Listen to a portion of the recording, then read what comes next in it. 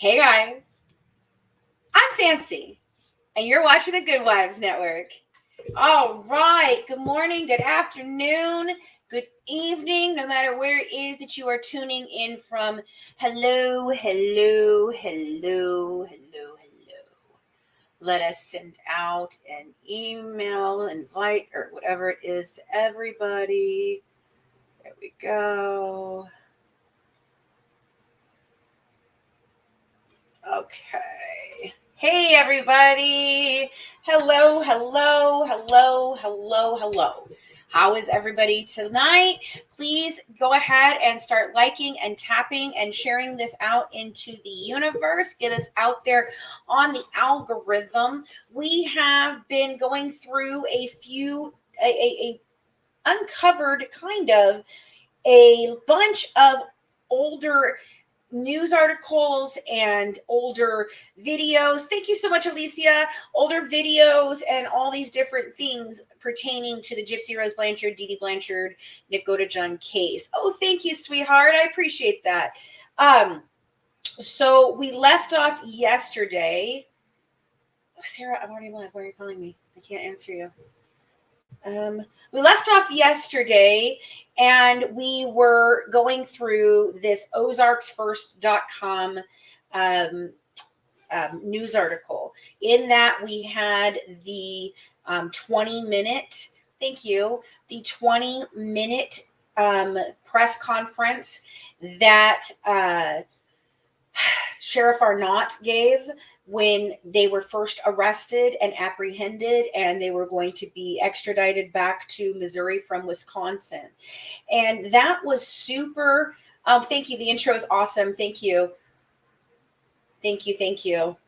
Hold on a second. I need to tell Sarah we're already live.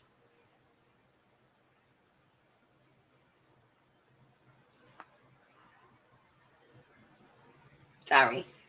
She's got a tornado through right now. So I'm trying to make sure. Has anybody been in the Springfield Library? I have not been to the Springfield Library. I'm thinking that I need to do that, Outlandish. I did get to go down there. I saw the old movie theater where they supposedly did the deed the first time. I saw, I went by the house and I recorded outside the front of the house. At the time, it was still abandoned. I looked around in the shed. I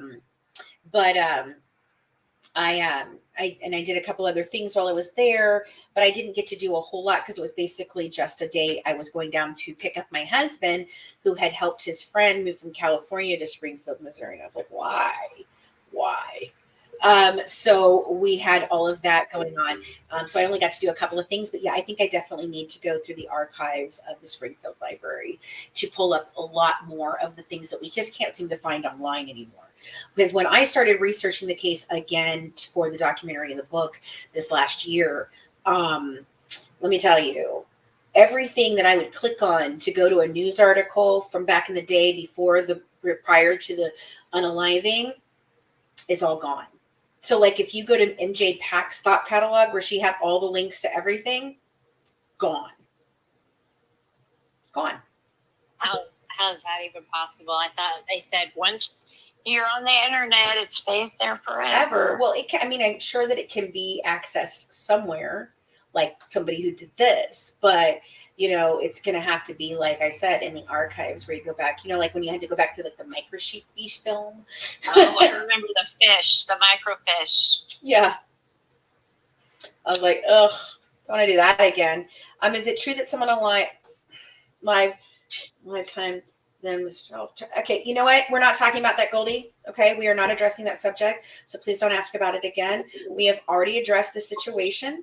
If you'd like answers to it and our response, you can go to Natasha Cooper's Twitch. It's Recline with Natasha Cooper, and we did a live with her Saturday night. Yes, Sarah, or was it Sunday night?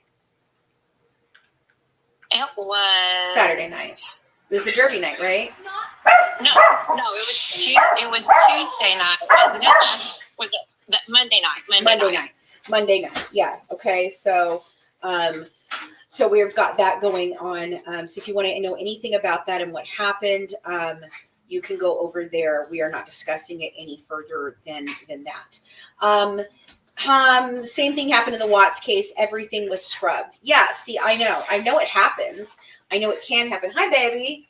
Aw, what'd you bring me? Oh my goodness, what are these? I saw them. Turkish Delight. Am I gonna like this? Midnight Black. What is it? Midnight. What was it? Midnight Mulberry. Black? Midnight Black Mulberry Turkish Delight. Love it. Take a bite. Ooh, that looks yummy. It's a real Turkish Delight. Do you know what I think of when I hear Turkish Delight? Narnia? You don't like it? I think of The Lion, the Witch, and the Wardrobe. Narnia? Remember, she makes that little boy.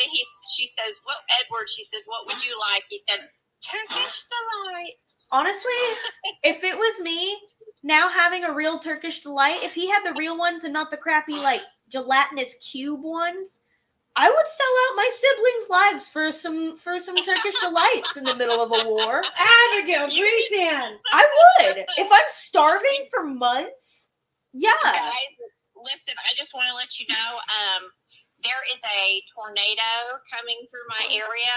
So if you hear some weird noises, or if I pause, or if you hear sirens going off, I'm sorry. I'll turn my mic off if I need to. Also, my internet is down, so things could be kind of slow. I'm sorry about that. I had no idea that a tornado decided, they wanted to make their way through here during the time we're supposed to go live. And I guess that's why I did not get your live invite. And every time I kept going to the page, it showed that you were not live. And I guess it's because my internet was down. Yeah, they're saying they hope you're safe over here on YouTube. Everybody's saying they hope that you're safe. Thank you so much, guys. Check your local weather. I live in Southern Illinois. I don't know what direction this is moving. I know it's heading down into Kentucky. We are in hurricane, we are in Tornado Alley, but we never get that. Right. It usually skips around us. You're more eastern. Yeah. So it's really western Kentucky. Yeah. Is, right below me. So, I'm 6 miles across the river from Kentucky. So, right. It's the western Kentucky gets hit with all this stuff. And I don't know if you guys know this or not, but a lot of these storms, every storm, winter, summer, spring, fall, doesn't matter. They will follow the river. Yeah. And either they will pick up speed and get worse and cross the river, or generally they kind of just kind of slow down and go away once they hit that river. No, we didn't live here in 96, but we know about it. In fact, there was one in, I think, the 70s that came through and devastated, and Craig's his cousin is like standing in the middle of the rubble of their home, holding a baby doll. Just like, oh, geez. It was like everything around her was just like chaos, and she's just standing there. Yeah, it was like, it was crazy. We've had some bad tornadoes hit here. 74, 74. With Leanne just standing there. Yep, she's on the cover of the Courier Journal. The country club subdivision that myself and my daughter and her father lived in got hit with the Leap Day tornado. If you look it up, Leap Day tornado, that's what will come up. 7 people died. And we're talking about just one neighborhood for some reason. And then all of the retail stores that were just down the street from it. So, yeah, we've had some pretty bad things come through here. We've had some towns completely wiped off the map. So, I hope everybody is safe. A lot of our viewers over here on YouTube and Facebook are wishing you well and hoping that you are okay. Thank you guys. Thank you. They're wanting to know if you have a basement. My mom's like, no, I don't have a basement, but my mom's like screaming at me, go get in the bathtub. Oh my God, my mom used to do that. So when we lived in California, we lived there. I grew up there from 3rd grade through high school and on to my adult life. And all my children were born there, so we stayed until our last daughter was born, and then we bailed out 6 months later to Arizona because it's just too expensive. But my mom used to be so crazy about the earthquake. She'd be like, get the dog, get in the doorway, get it. And I'm like, Mom, I'm not getting up out of the bed. Like, I'd just be like, it's not an 8.0 yet, Mom. I'm not getting up. Just rocking and rolling. There was one time we were in the high desert with my youth group, and I was with my boyfriend, and we were all staying in the living room of one of the other youth group members of our sister church's home. So we were all laying in sleeping bags, and he and I were cuddled up, and we were laying underneath a chandelier, like this huge chandelier. Oh, that's a great place. Oh yeah, it was great. And the earthquake hits, and it's like the chandelier's, and I was like, "Do you think we should get up?" And he goes, "No." And he just grabbed me, and we just rolled like out of the way of the chandelier. That would have been the worst place. Let's just get under some swinging glass. Yeah. I was like, "I think we should get up. It's kind of rocking." And he's like, "No, I got you." It's rolled over. Same weekend though that he ended up breaking up with me on a plane. So hey. He wants to make he lives on the danger side. Yeah. I'll save your life out from underneath of the chandelier, but I'm gonna break up with you on the way to our conference. Thanks. Do you know that I will push you out of this emergency? I was like, I might have rather had the chandelier. I don't know. Well, guys, like Fancy said, it is that time of the year, for the tornadoes. It's just something we have to deal with here in the Midwest, and I'm also live on the New Madrid fault line, so I've got that. Oh my gosh, thank you, Tangy Tart. Thank you, Tart. Just thank you so much. Thank you so much. You guys are so sweet.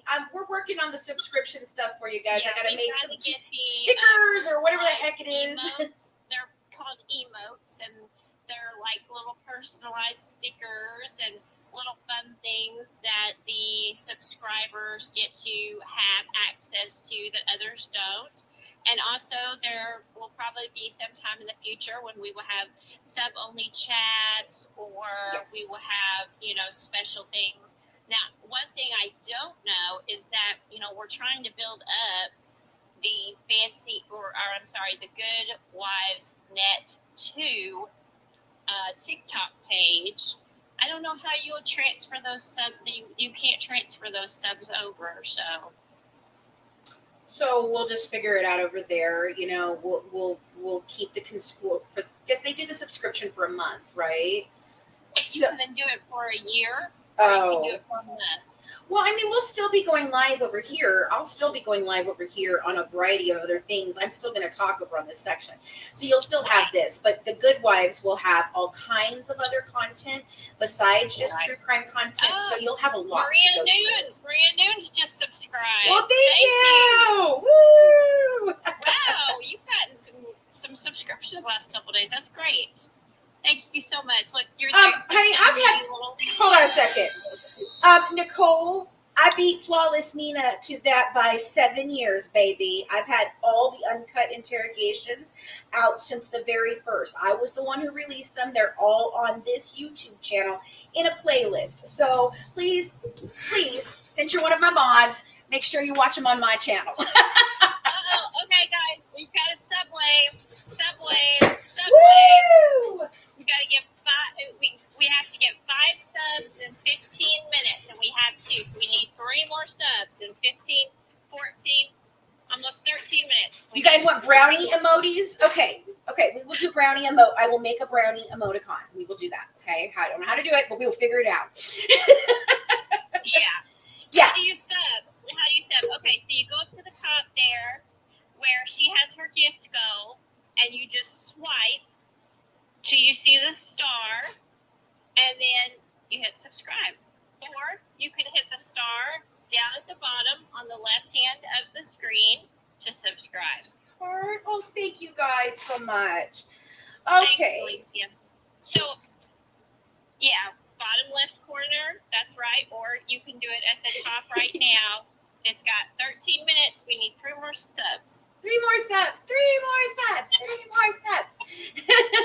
Yes, then we'll meet our sub wave. So this is something TikTok does, is once you start getting subs, they'll do a daily sub wave where you have to get X amount of subs within 15 minutes, and it goes out all over. It gets sent out to like all of your that is so cool. People that watch. Yeah. That's so cool.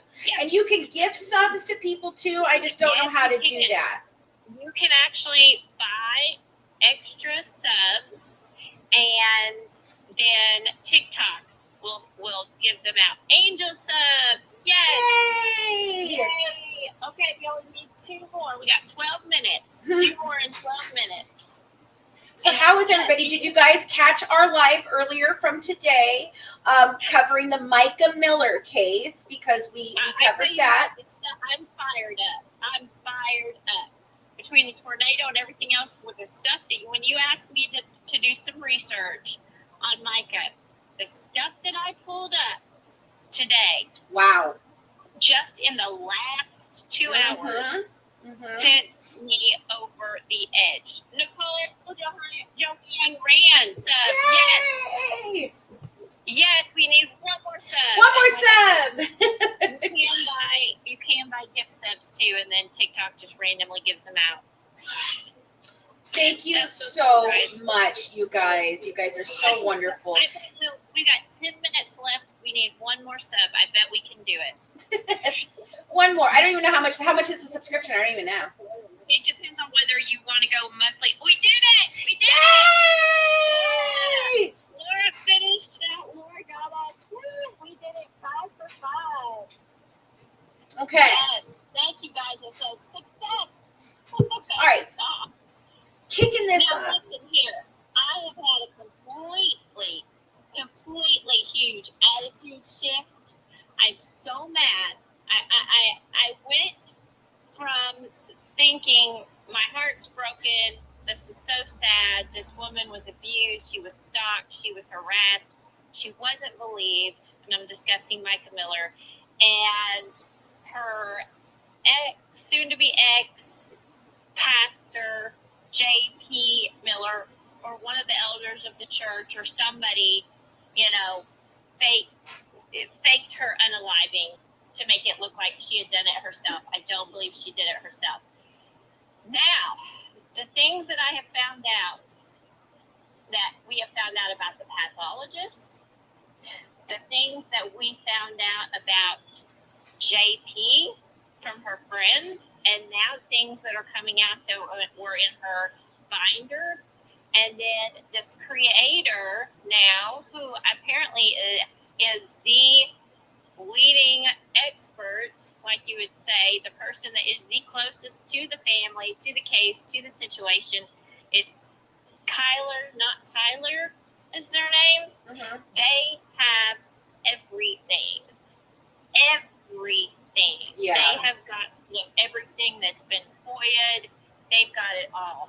Well, that's good because then we can grab it. One of the videos I sent Fancy discussed his illegal activities and then also some of his sexual activities and things that he would do and things that he would force Micah to do, and it would make you throw up. Wow. And this is a pastor. It's hard. I can't even. Depravity hits all. Listen, depravity hits all walks of life. It doesn't matter if you're a pastor, if you're a poor man, a rich man, a lawyer, a doctor. Depravity knows no limits. Right, but I'm talking about to the levels of, we're talking about issues with, I have to be so careful what to say, that's why I'm stuttering.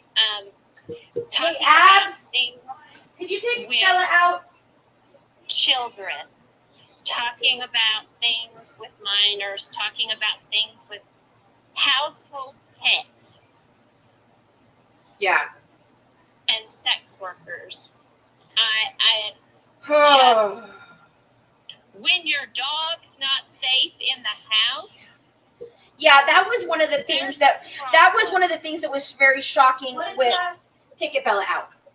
Over the COVID, when we had all the different cases that hit of moms who unalive children, we had Lori Vallow Daybell, which I was just recording on Lori Vallow Daybell and Chad Daybell, and covering his trial right now as it goes through the court system. We're on day 17 of a 3-week trial already.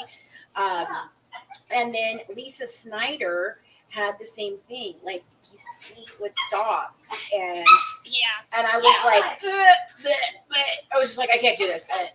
No. Yeah.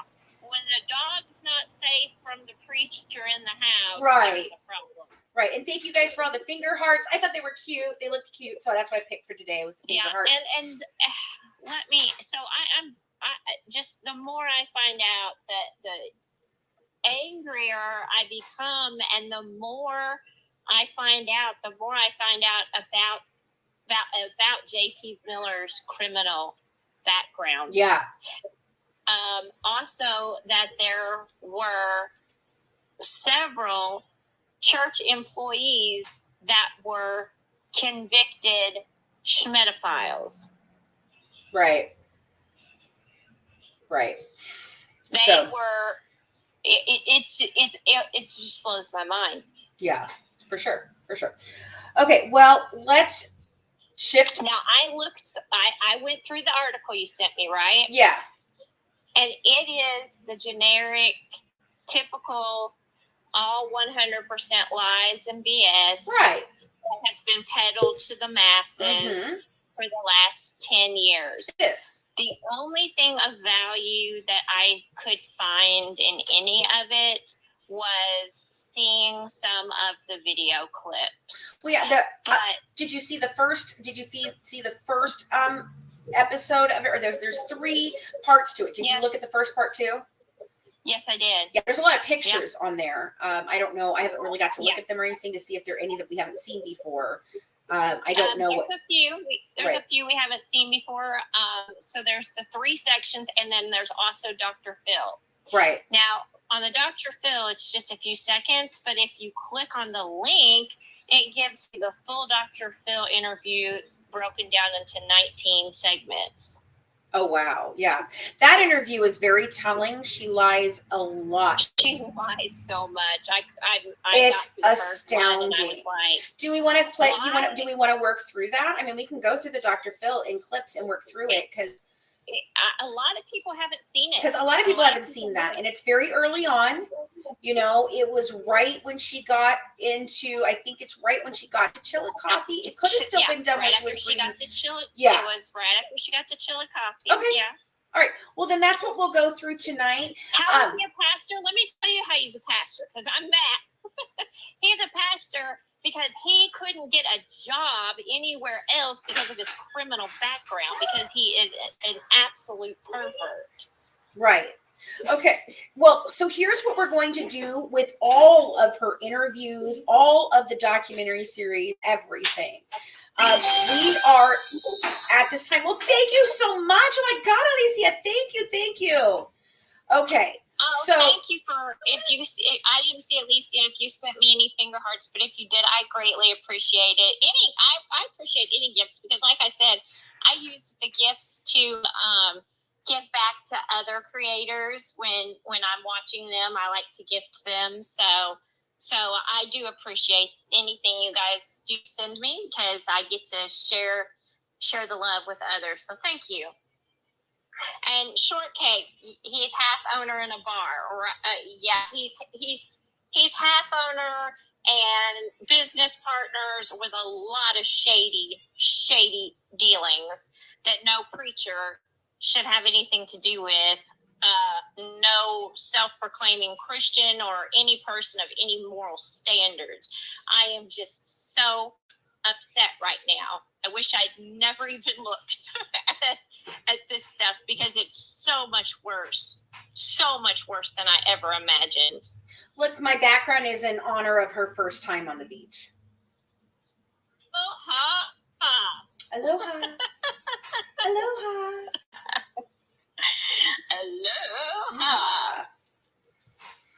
That one has me in fits.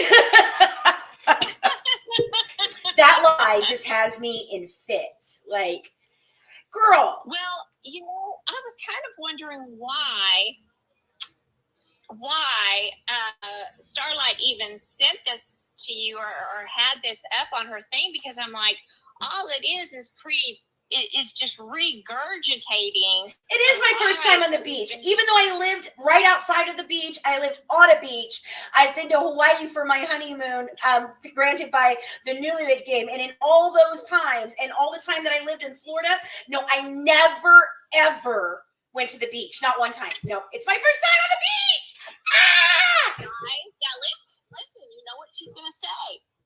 It's the first time my feet touch the sand. Well, she's also going to say, well, that was at Discovery Cove, and it's not a real beach. So I just thought, I'd never been to the real ocean. Well, she talked about how heavy sand was on her feet and how funny sand felt to her toes.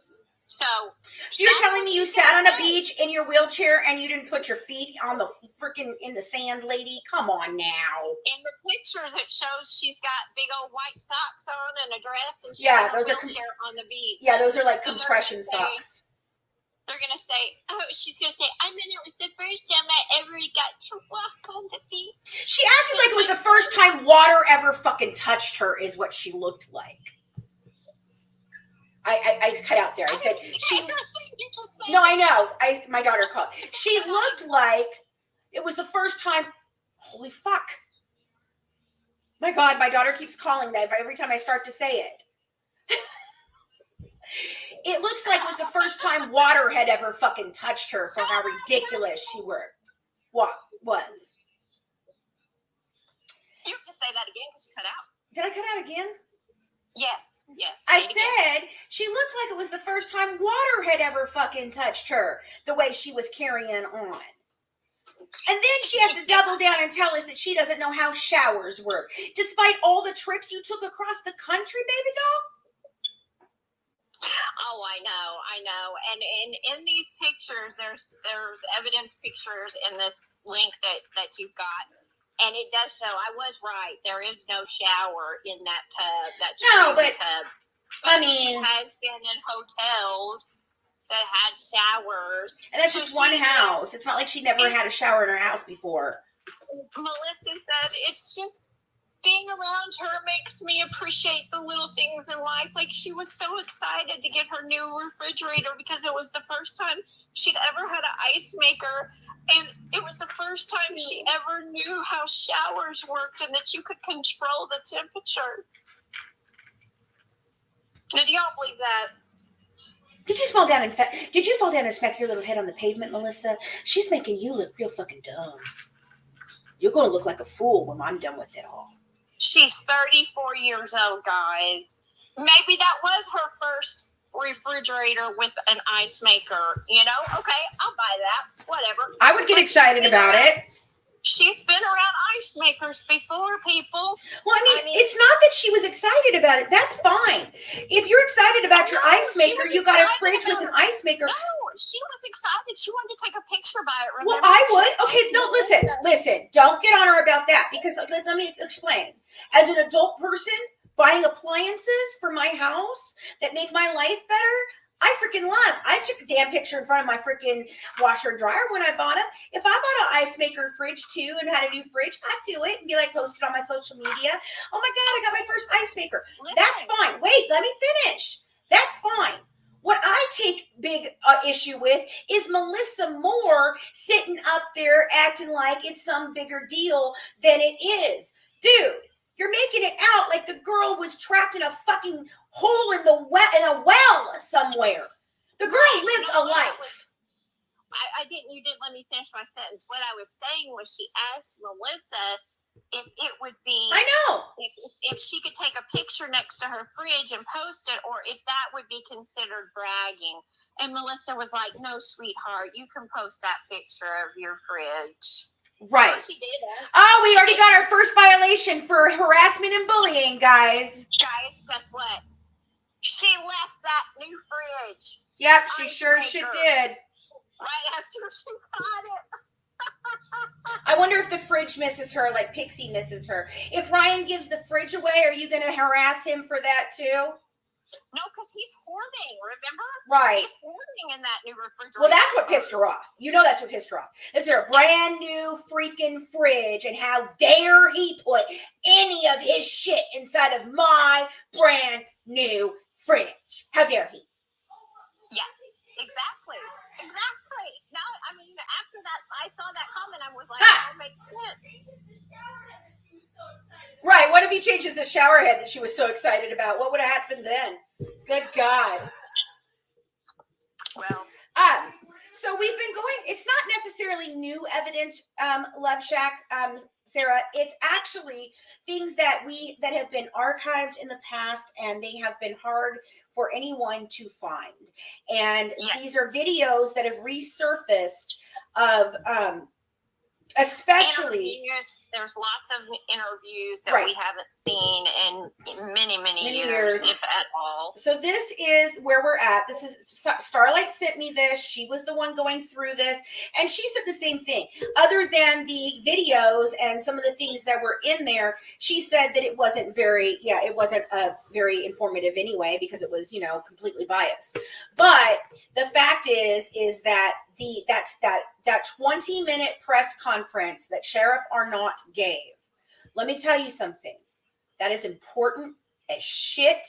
If you have not seen it, go watch it. I'm going to clip it and put it out in its entirety for you to watch it by just a clip of it, because it's beyond important, because it sets the tone for where the investigation should have gone and where the investigation went and how it happened in real time. And guys, if you haven't seen it and you're going to see it, you will pick up on what she's saying if you listen to what the reporters are asking. Yeah. They were in the right direction. Right. And I'm thinking of on Rumble, this Rumble starting not this week, because not this week and not the week after, because I'll have Wyatt on that week, but on the week after that. So a week and a half from now, I think what I'm going to do is start a lunchtime playing of their interrogation videos in their entirety, like with commentary and everything. So that way you guys can see those and you can listen to our thoughts and feelings on them, and what we're hearing and what we're thinking. We can discuss them in real time. Now, I have done two times I've done a breakdown of the first half of the interrogation video. That's over on our YouTube. But if you haven't watched our jail interview with the jail guard and the first responder, you're going to want to watch that. That's over on our YouTube. And I'm going to put that up on Rumble and Twitch if I can. I actually have not seen that. Oh my God. We need to play that. We really need to play that. But I'd rather do the Dr. Phil tonight, and then tomorrow maybe we can do the replay of our jail guard interview, because it's insane. That's what I've heard. It is. She's very astute, and Gypsy tried to get her in trouble and fired. Listen, the first thing Gypsy did when she went into jail was start snitching. Yeah, Patty, Mike Stanfield's paralegal, was like, we had to explain to her how to fucking jail, because she was snitching on everyone, thinking it was somehow going to get her some sort of favor or whatever. And we had to tell her, honey boo boo, you are in there for freaking schmurder, baby. You ain't getting no freaking time served for snitching on some people making marijuana. Like, that's not happened, baby. Like, she got that. I'm sure she got that off of movies she'd watched. Right. Porto is what they call it, I think, is when they make their own freaking like vodka, but it's like the Jailhouse hooch. I think it's called Puerto. Yeah. That's what they were like making, and I saw her flush something down the toilet, and what are you doing, honey? Are you trying to get shanked in the shower? Did they have knobs in the shower there? I guess not. We're going to be talking about Gypsy Rose tonight, guys. But if you missed our live from earlier, we did dive deeper. There we go. Dive deeper into the Micah Miller case that is hitting the news right now, the pastor's wife, who... Guys, I'm just going to let you know, I see your comments, and I am unmuting every one of them, because there's nothing wrong with them. There's some word parameters set up on this account right now for anti-bullying. So if there's one word that comes up that's on the list and we don't know what the list is, and we have no control over it, then it mutes your comment. But I see it, and I'm unmuting you guys, and we're not doing it. Okay, thank you, Amy. Yeah, approving these comments. Thank you. We are not doing this on purpose. Right. All right. So was the Dr. Phil one, do you remember if it was on the first episode or the first part of this or the second? Nope, I got it right here. It's very close to the top. You just have to scroll down a little bit. Does her shirt say Nashville? Yes, it does. It does. It does. Where do I click on the link? Well, it's going to pop up after the little clip finishes. Oh, okay. It'll come up on the screen and show you 19 more videos from Dr. Phil. It's broken up in 19 videos for the rest of the interview. Oh, okay. All right. Well, just give me a second here. Let me share my screen. So, and then once we do this, I don't know how long this will take, so we'll play this. But then what I really want to do, like I said, I really want you guys, you need to listen. Absolutely must listen to Sheriff Arnott's press conference. The whole 20 minutes, you need to hear it all. It covers a lot of things. It covers the robbery that she blamed on an autistic disabled girl down the street. It covers... There's a second interview in this information, this clip you sent me. Yeah. There is a second interview with that young lady and her parents, and I believe her name is Abby, and I do think she is the one. Yes, she is the one. That is her. I know who it is. I knew it was Abby because she has my daughter's name. I knew that. So Right. Well, you were like, I'm pretty sure, but not 100%. But then they do a second interview with her and her parents, and she gets her name. And then I knew, and she was in tears, and she said, I thought Gypsy was like my sister. Yeah, she did. And that's how awful she really is, you know. That's how awful she is. It just does not matter to her who she hurts, what she does, what ramifications there are. There are none for her. She does not believe in consequences for herself. She's just an average bear. And why don't rules apply to me like they apply to everybody else? See, honey, they do. You just don't think they do. And we don't know how her parole is letting her get away with this I either. And all this stuff either. I really don't. All right, guys, here we go. So we're going to play this. Let's see. Oh, look. It's Gypsy Rose and Dr. Phil, Gypsy Rose and Dr. Phil, Dr. Phil, the killer thorn, and Gypsy Rose, and me freaking out on Gypsy Rose in the bottom of the more videos.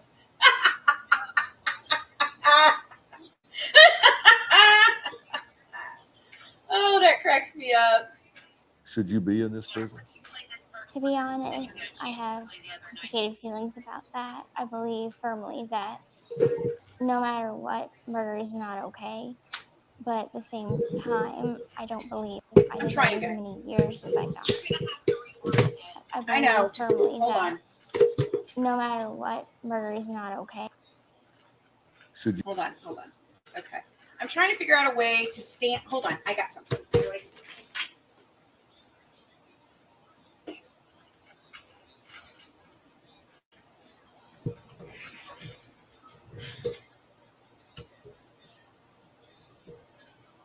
So, Ben, what was Rachel's video about? Just herself, because I know she's trying to get away from the Gypsy story, talk about her family and stuff more.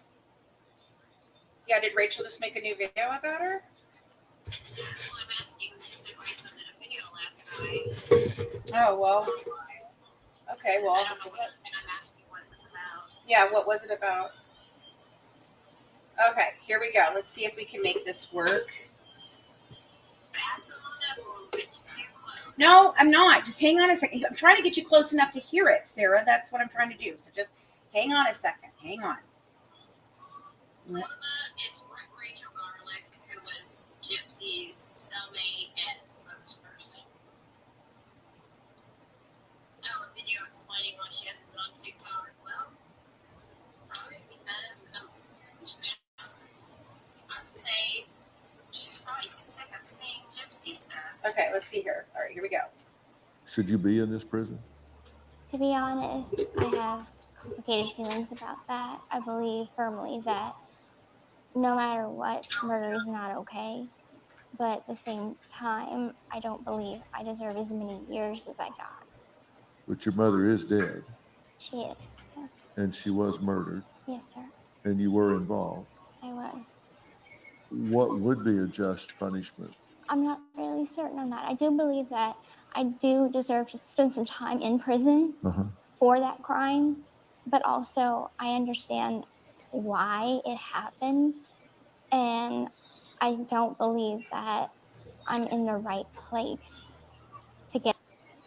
Hold on. Okay, hold on now. So let's go back. Where are the 19 videos? So is it starting, do I start from the bottom and go up, or is it from the top down, Sarah?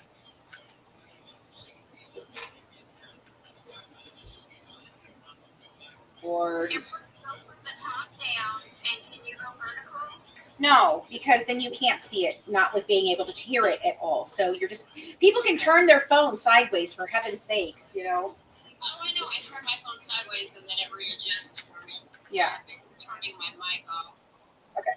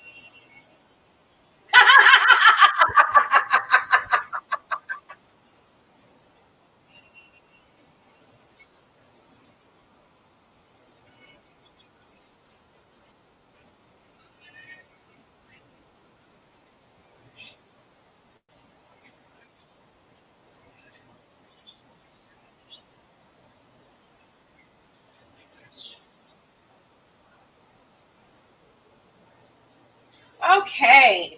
Well, that was funny. The picture that she's claiming today is photoshopped and it never happened. How funny that it was in the Dr. Phil documentary. Twice in just that one clip. Wow. Wow. Wow. Wow. Just wow. Yes, Crystal, it was said to be photoshopped. Bree said it was photoshopped. Yeah, they said that's not where it was taken. It wasn't taken on a beach, that she wasn't on that beach, and that's nothing. Thank you for talking about my makeup. I'm really trying. I've been trying out some new things, and I really like them. We have our own line. Okay, I made some that 4-minute clip. I've already made some notes. Let's talk about it. Okay. So let's talk about the leading questions that Dr. Phil is asking, and he's giving her the ideas for her fucking story. Did you hear him? Did anybody else pick that up? What was she putting in your feeding tube? Could she have been poisoning you? Could she have been poisoning you? Did you da-da-da-da-da-da-da? Like, what? What? Just what? Are you serious? You know, like, come on, dude. Are we serious with what you are saying here? You're being ridiculous.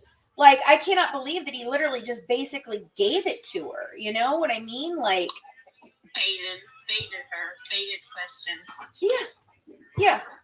Yeah, exactly. That's just nuts to me. Hold on, I'm trying to fix it. I get so mad about this fight about everyone arguing about the Tegretol. Yeah. It did not make her teeth fall out. No, it didn't. And so I found that interesting. So he says he basically created the timeline on that.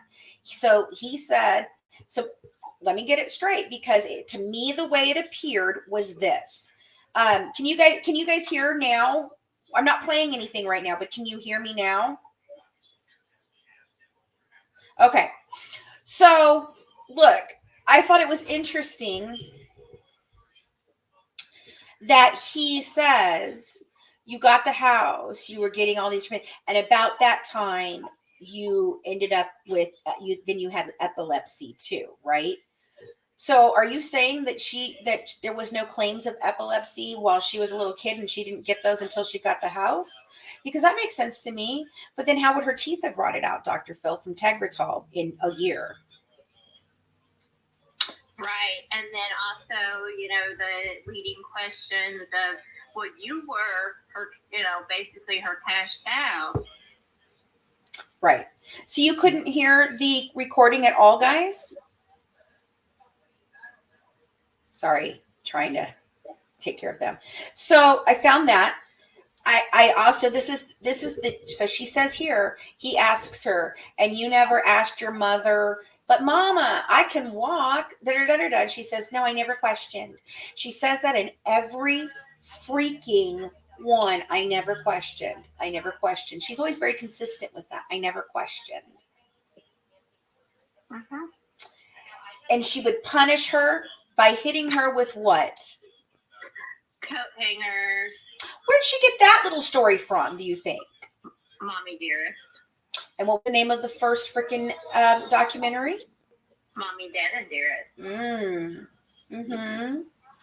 Yeah. She likes to take other people's stories and then turn them into her own. And she just keeps elaborating every freaking time.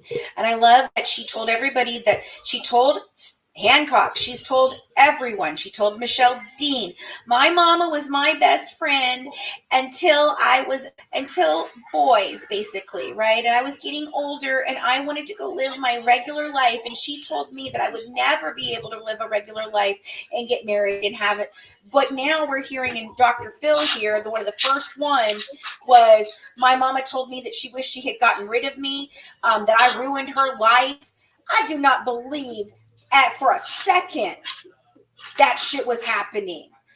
Dee Dee, her world revolved and ended in her sun set on that little girl. Right. And she didn't have any idea that she was part of her mother getting all these donations. And all. She didn't have any part in that. She didn't know anything about it. But yet you testified on the stand that it was all for financial gain, and you always knew. Exactly. I always knew I could walk, and it was all done for financial gain. Yeah. Yep. All right, let's play the next clip here. I'm hoping you guys will be able to hear it. So let's go here.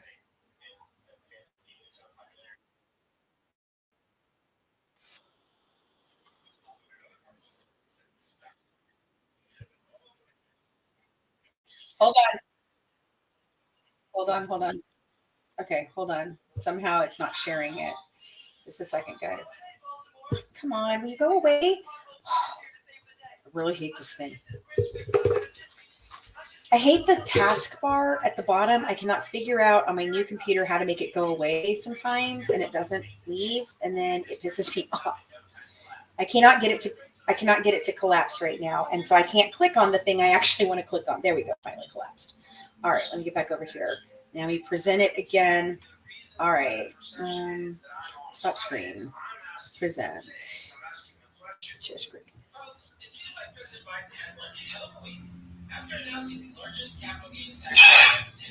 Okay, here we go. So,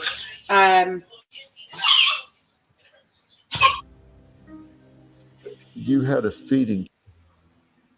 turn it back this way. Okay. I mean, you guys aren't getting the best view this way, but at least you can see it and you don't have to turn your phone. All right, here we go. And we'll play it, and I'm going to switch over for a second to see if they can hear it. Can you guys hear You it? had a feeding tube inserted. Yes, sir. Looking back, are you suspect as to what she might have been putting in that tube? It does pique my curiosity because I don't know all the names of the medications that I was on. Could she have been poisoning you in some way to keep you sickly? Could she have been over-medicating you to keep you weak? It's a possibility. When you went to see doctors, did she tell you what to say? Did she tell you what not to say? She told me that I couldn't speak during a doctor's appointment, that it would just solely be her. She would tell me, sit in the wheelchair, play with your Barbie dolls, and let me talk and don't interrupt. And this continued on even into my 20s. My mother told the doctors that I was mentally incompetent. Therefore, they thought, she won't know what she's talking about. She's got the mind of like a child. Uh-huh. So did she tell you that you were intellectually challenged? Yes, sir. Tell me what she said to you about that. How did she explain that to you? She would always use a medical term for everything that was wrong, that I had microcephaly, which is small head, that my brain didn't develop right, and I'll never mature past a 6-year-old's mental level. Did you ever say to her, there's nothing wrong with me? No. You saw a doctor in New Orleans that did a muscle biopsy on you to check for muscular dystrophy. Mm-hmm. Now, a muscle biopsy for muscular dystrophy is a very painful procedure. I still have the scar. Yeah, they strip muscle from your thigh, right? Mm-hmm. Did you ever know what the results were? No, sir. What do you know now about that? It came back normal. And she knew that? No. I think that she did know that. If a doctor wouldn't give her the results that she wanted or say what she wanted them to say, she would switch to a different doctor. Okay. So that's called doctor shopping. And first of all, that's not what happened. I got to say something. Yep. First time I have ever heard Gypsy Rose say microcephaly out of her own mouth. I got that. I wrote it down right here. Microcephaly. Have it right there. Yeah. So I thought it was interesting. So, she's saying that she doesn't know anything about any of her conditions, nothing. She just never knew anything. That's her story now. She doesn't know anything. If I were to say, Gypsy, did you have microcephaly? She'd be like, no, I don't even know what that is. What do you mean? I don't know what that is. Well, that's really funny because you told Dr. Phil about it. And you know what I noticed? Very interesting. She says in there, he says, And now you know whatever, right? That it's not true. And she says, well, it piqued my curiosity. Does that sound like a girl with a 3rd grade education? Piqued my curiosity. And then he goes on to talk about the fact that she could never talk, right? That mama did all the talking for her, and she told everybody that she was mentally delayed. And on the paper that Dee Dee handed doctors, it did say mental retardation, which I thought was terrible, but, written her little flowery script, and that she was regressed to the age, of 7. But, he talks about how she didn't talk to doctors. She wasn't allowed to do that. The doctor's notes tell us otherwise.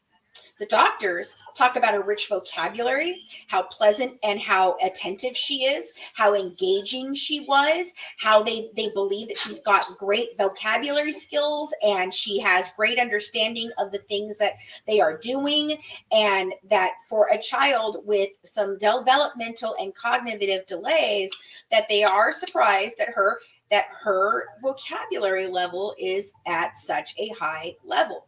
And so I wanted... He spoke eloquently. Yes, they've all said this. Everyone.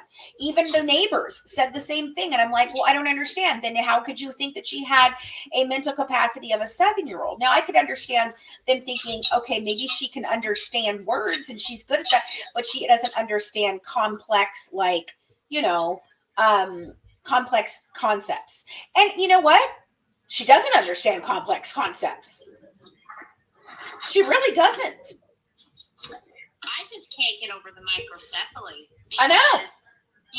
That is, I have never, ever heard her say that before. And I've seen this Dr. Phil episode, but that was years ago.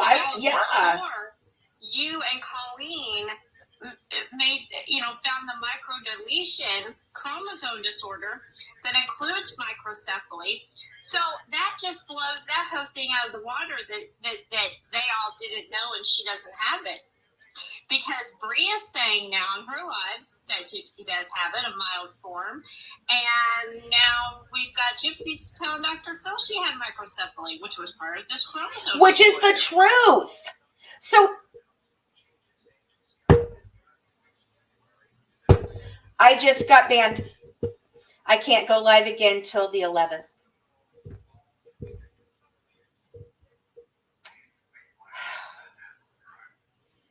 I just got banned.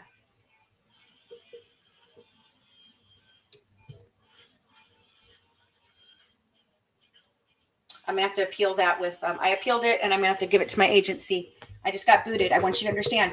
We were talking about real things, showing real evidence, showing real stuff, and what happened. Harassment and bullying. I'm not harassing anybody. I was not bullying anybody. I'm discussing an interview she did with Dr. Phil. I want you guys to know that right now. You need to know. Mark it down. I am being stalked, harassed, and bullied on a daily basis by her stepmother, and all of their minions for nothing more than speaking the fucking truth. And it needs to stop. My First Amendment rights, my civil fucking rights are being violated right now. So sick of this dumb bitch and her fucking cunty fucking culty followers. Oh, hold on. I gotta let Sarah know what happened.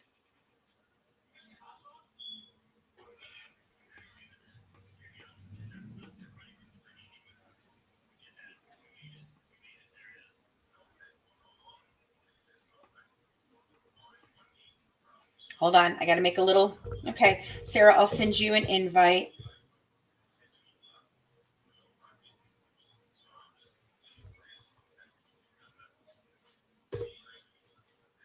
Let me make my little TikTok video so everybody knows what happened.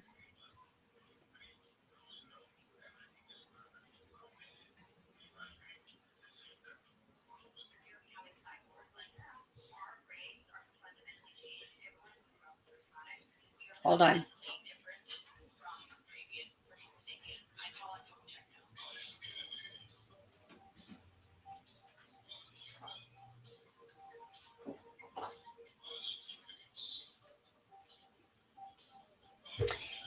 guys, it's Fancy, and you're watching the Good Wives Network. And I was just kicked off another live for bullying and harassment while all we were doing was reviewing Gypsy Rose's Dr. Phil interview and discussing it. I have been harassed and bullied. This is the second time now in this last week that I have gotten a live access ban because of Gypsy freaking Rose. The last time it happened was when she herself came into my live, and within minutes of her being in my live, I was banned. She is doing this purposely to keep from the truth of this case being out there, and it is a 100% violation of my civil rights under the First Amendment right for freedom of speech. If you'd like to continue the conversation with me, we are live over on YouTube, Facebook, and and Twitch. I am actually live on the Good Wives Network. Hey guys.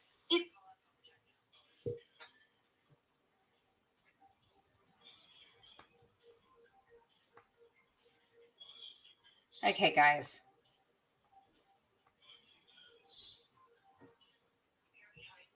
Unfreaking believable. Hold on, Sarah. I'll put you in.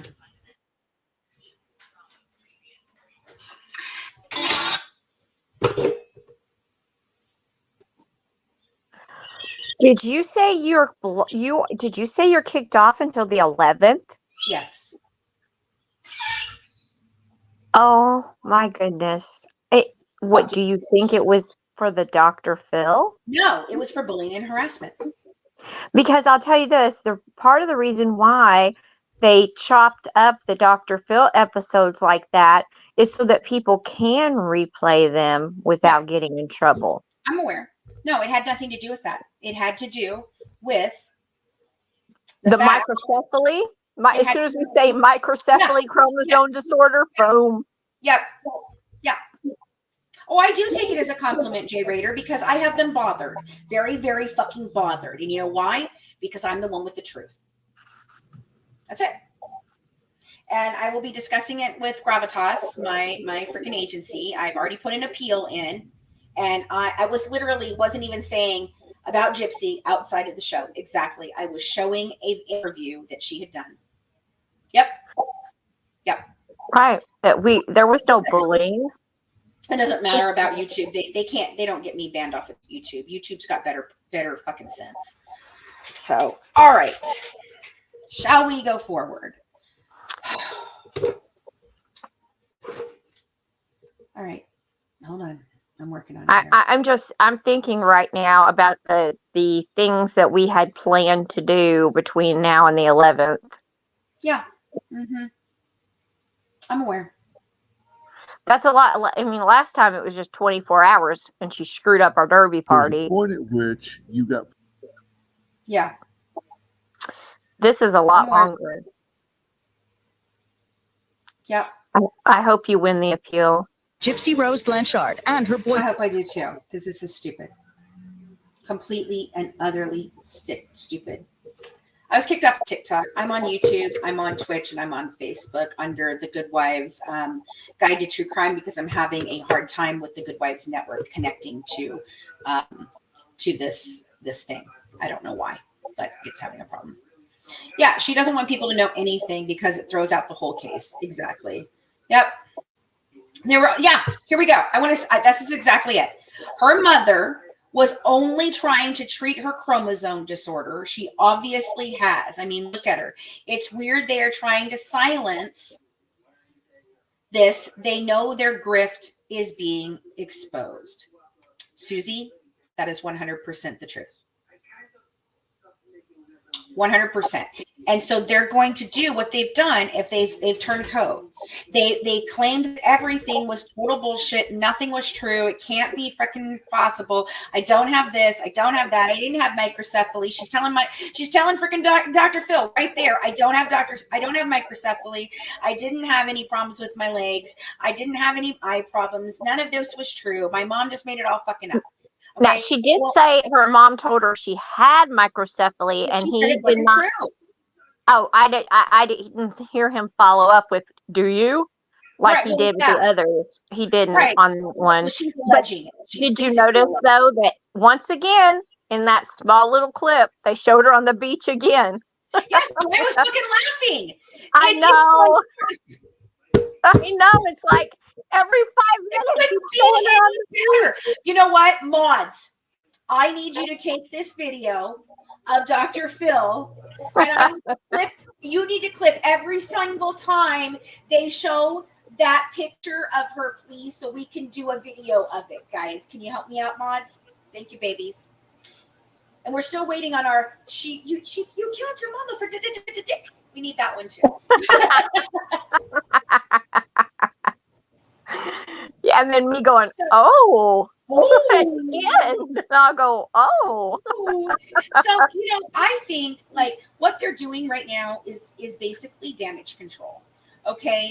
I'm the wild card, and they don't know what to do with me because they have thrown every single fucking thing to stalkers, thousands of fucking bullies on the internet. They've tried to get my marriage fucking broken up. They've tried to get me fired from jobs.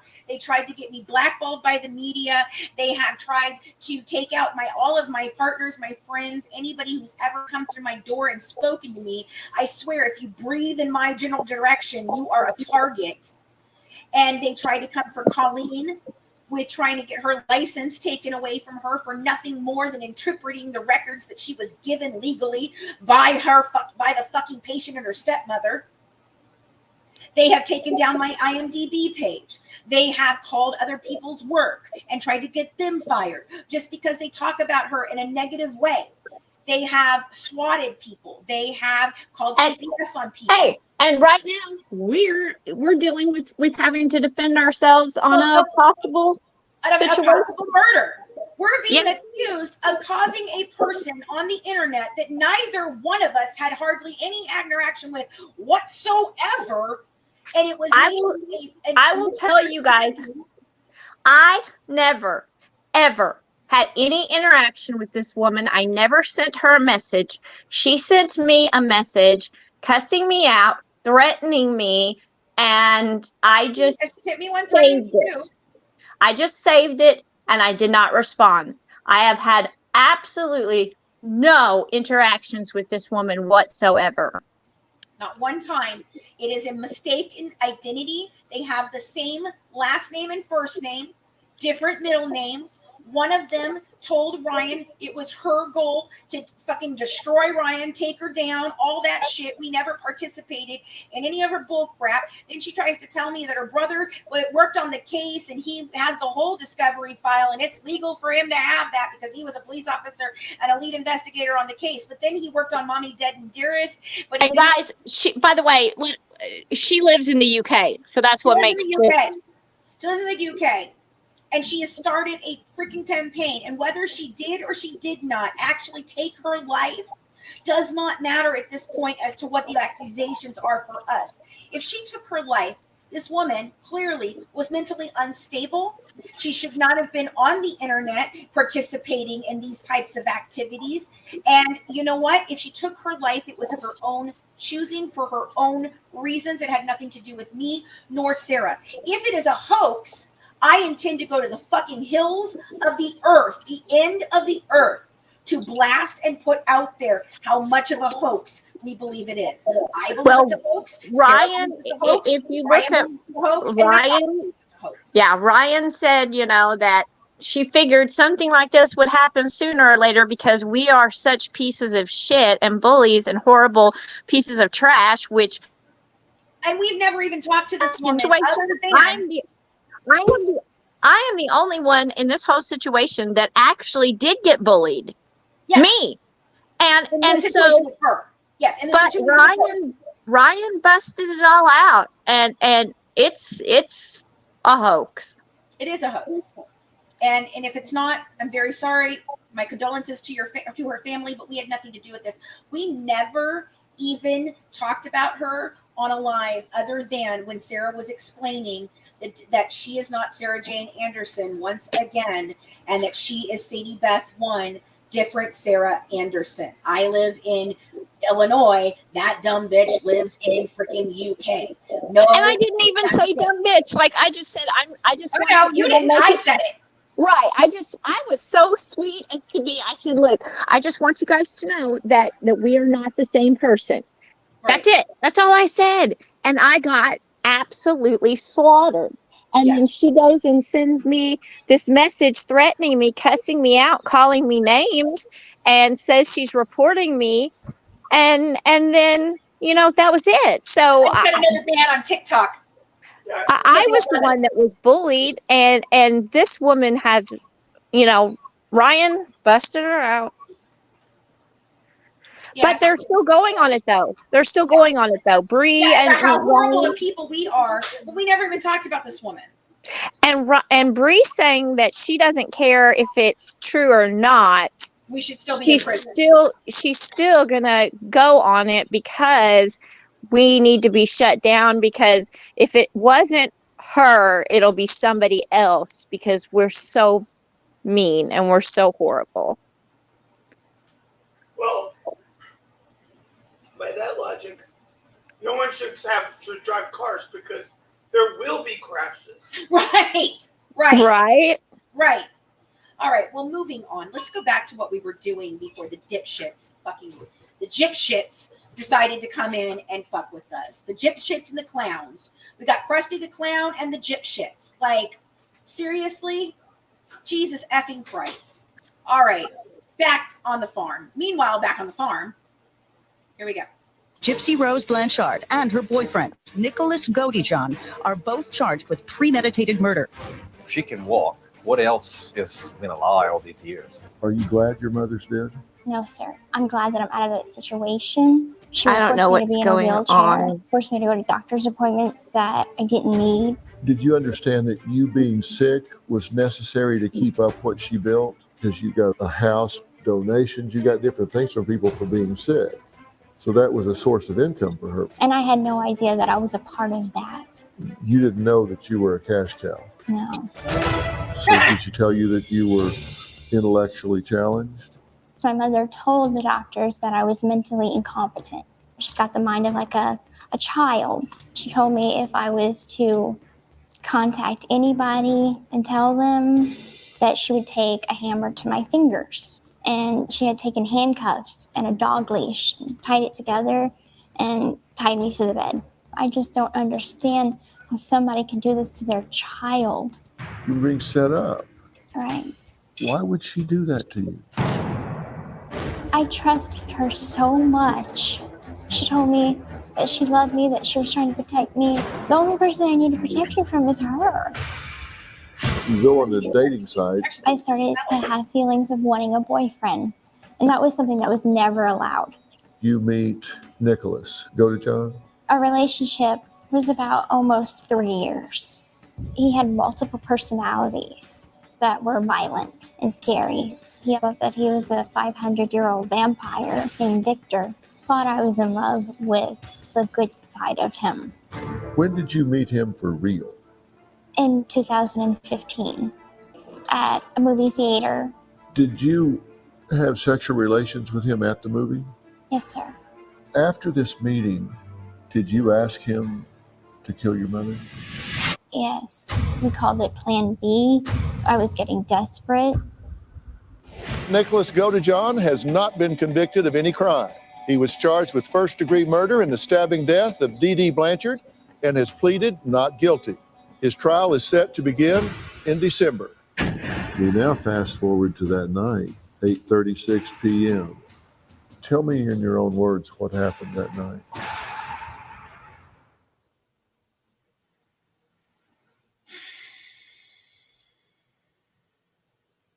Baiting, man. He sure did bait her. You know you were being used and set up, right? You know what I saw that was really interesting to me, though, that I think I haven't thought about before?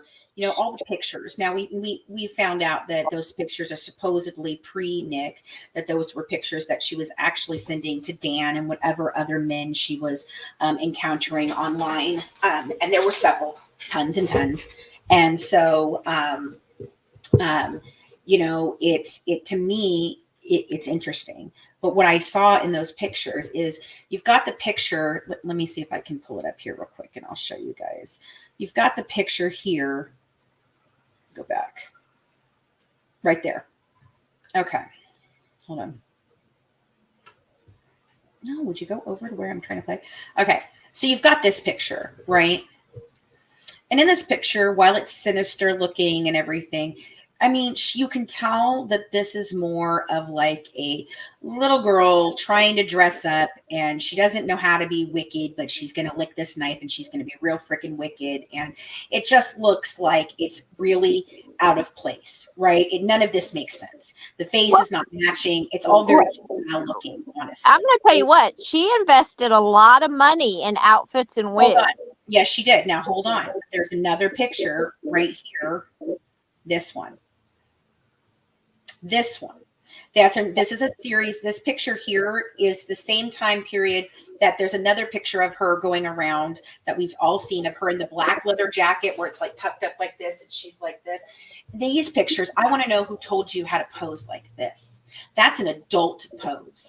That is a woman that knows how to pose properly, to be provocative, to incite sexual, urges in people. She's being seductive here. To me, that looks like what the type of profile picture you would put on a dating site. Absolutely. Yes. Yes. Yes. Yep. The hides. I believe that. That's what I believe too. The side outfits were her side hustle in the shed, in my opinion. Exactly.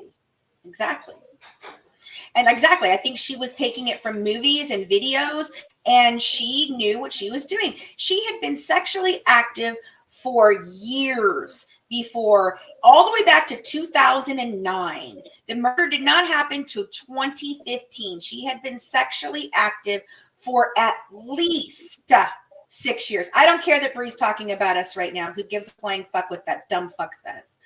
I don't care. Anyway, let's go on. So, right, where did she get all the clothes? The whorish outfits. They were not just dress-ups that her mother would let her have.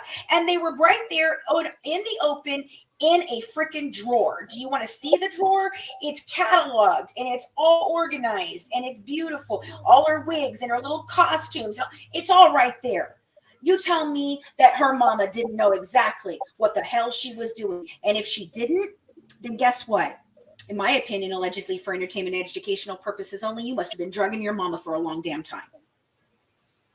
I think Dee Dee just got so sick that she was like, fuck it, I don't care anymore. I can't deal with you.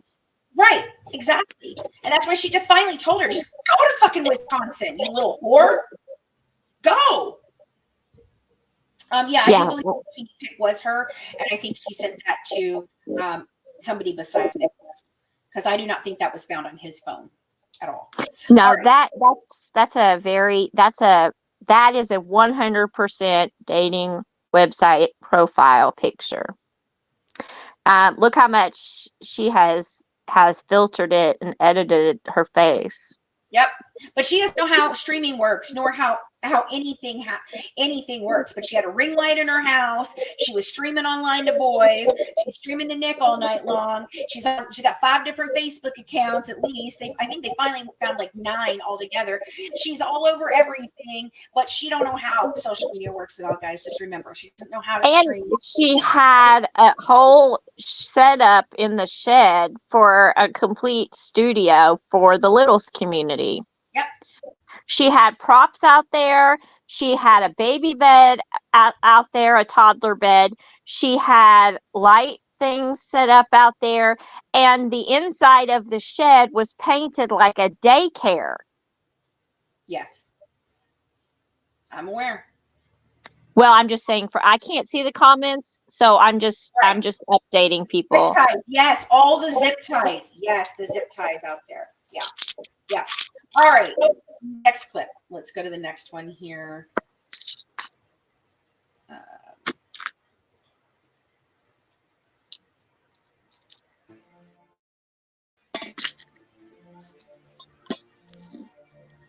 Tell me what you're thinking right now.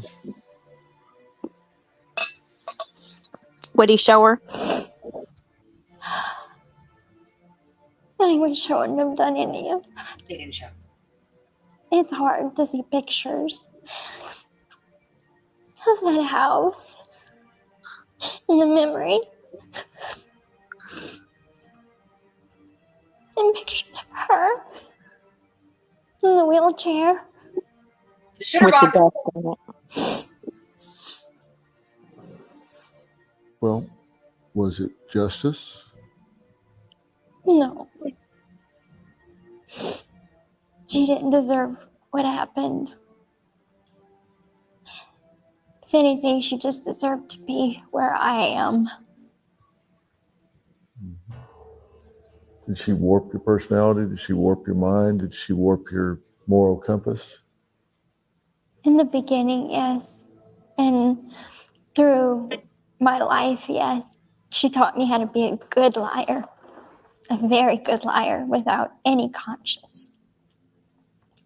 And I'm changing that. I'm trying to be a good person now. I don't want to be like my mother, and I'm nothing like her. Bullshit. She was trained to lie and steal and cheat and all of that her whole life. Now it's just teaching her how to do the right things and you know, believe in that way of being right and true and trustworthy. But she's still got 6-7 years before she gets out. It's just a lot to choke down, deal with, and digest. When we found out everything that happened with Dee Dee and with Gypsy, I was furious. I couldn't believe that a mother would do this to their child. How could any parent, you know, hurt their child? But Dee Dee was a piece of work. Definitely a piece of work. Well, that's why she really doesn't like you calling her DD 2.0.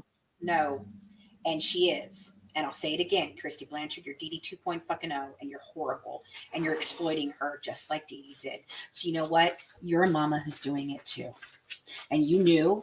And you know what? I'd like to ask you, Christy, how do you sleep at night knowing that you had Rod give up 2 of his children? What kind of mother does that?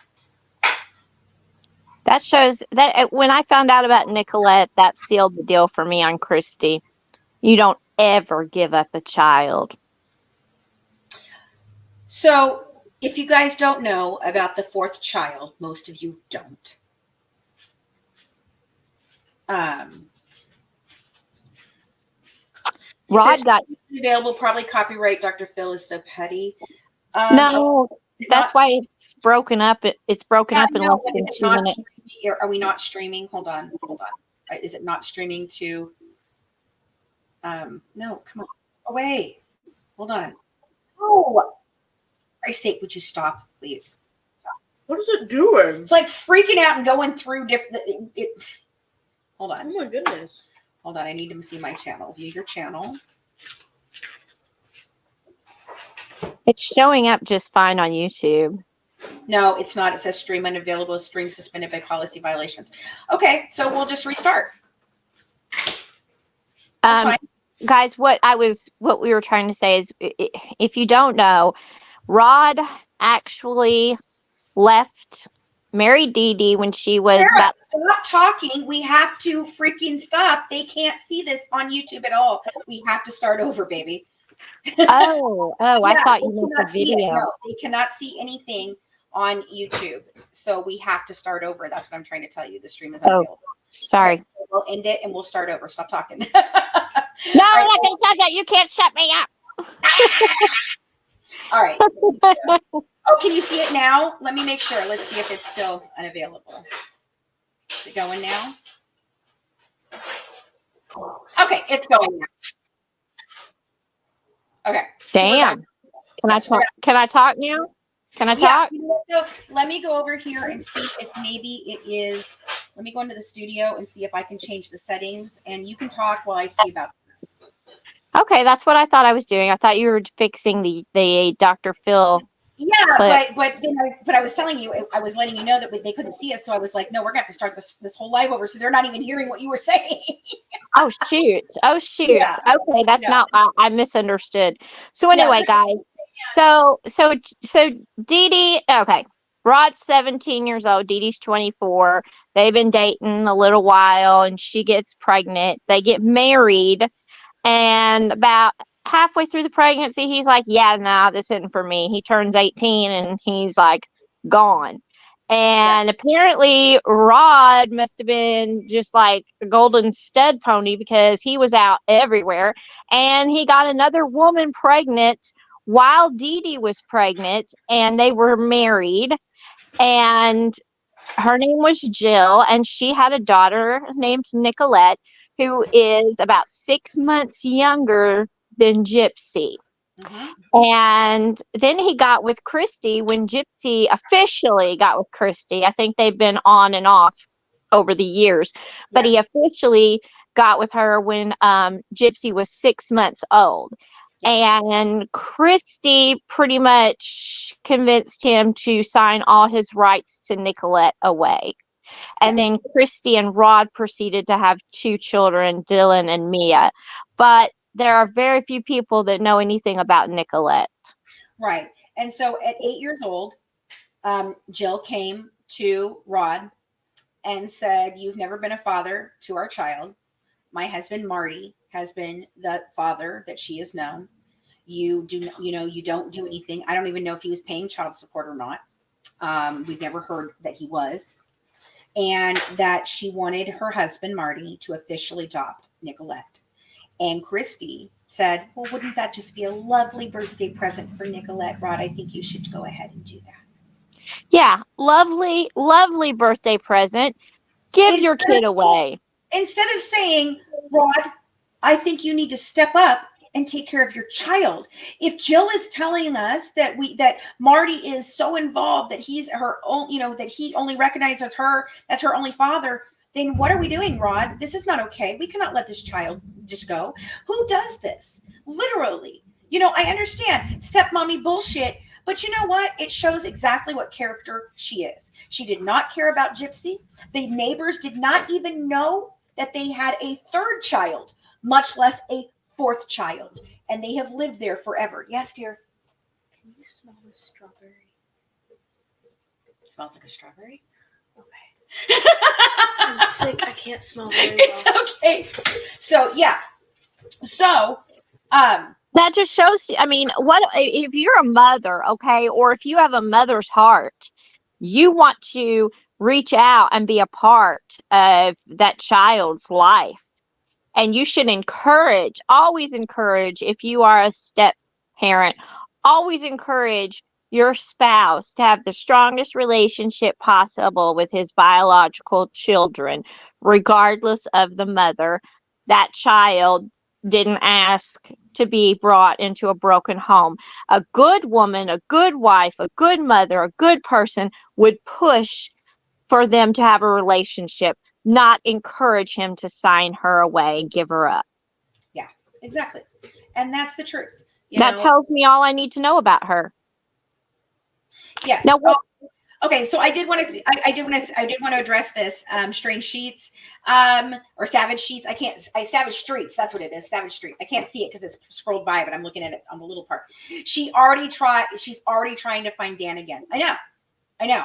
She asked Bree to find Dan for her, according to Bree. Last month. Exactly. I like this one. It's funny because texts from before looked like Christy and Dee Dee were pretty kind to each other for the most part. And then as soon as the rest, she says Dee Dee was nuts. Yes, exactly. And she was talking about how much she loved Dee Dee. And we love you, Dee Dee. You're such a good mom, Dee Dee. Didn't she have her kids called her Aunt Dee Dee? Aunt Dee Dee. And Dee Dee sent Mia and Dylan Christmas presents every fucking year. But yeah, they're such a broken home. They're such a broken family. They were not connected at all. He never freaking saw her. I call bullshit. Yeah. And how many are we up to? 4 times we've seen the wheelchair on the fucking beach so far? I think we're at 4. Yeah, 4. 4. Let's keep watching. It's the Easter egg. Well, you know how you have to look for the Mickey heads inside of all of, the Mickey heads, the hidden Mickeys? We're looking for the hidden wheelchair, guys. The hidden wheelchair. And let me just tell you what. In this last segment, Dr. Phil fed her the most shovel of shit so far. Yeah. Microcephaly. Didn't you know? Didn't you know this, or didn't you know she was doing this or that? Don't you want to be a better person? You know, we talk about this, and she says, I never went to school. I never had an education. My mom didn't teach me anything other than to lie, cheat, steal, and lie with no conscience, right? That was her own words. That's what she just said, no conscience. But here's something that I think is interesting. Wait a minute. Hold on. I got to say something real quick or I'll forget. Write this down. Please write this down.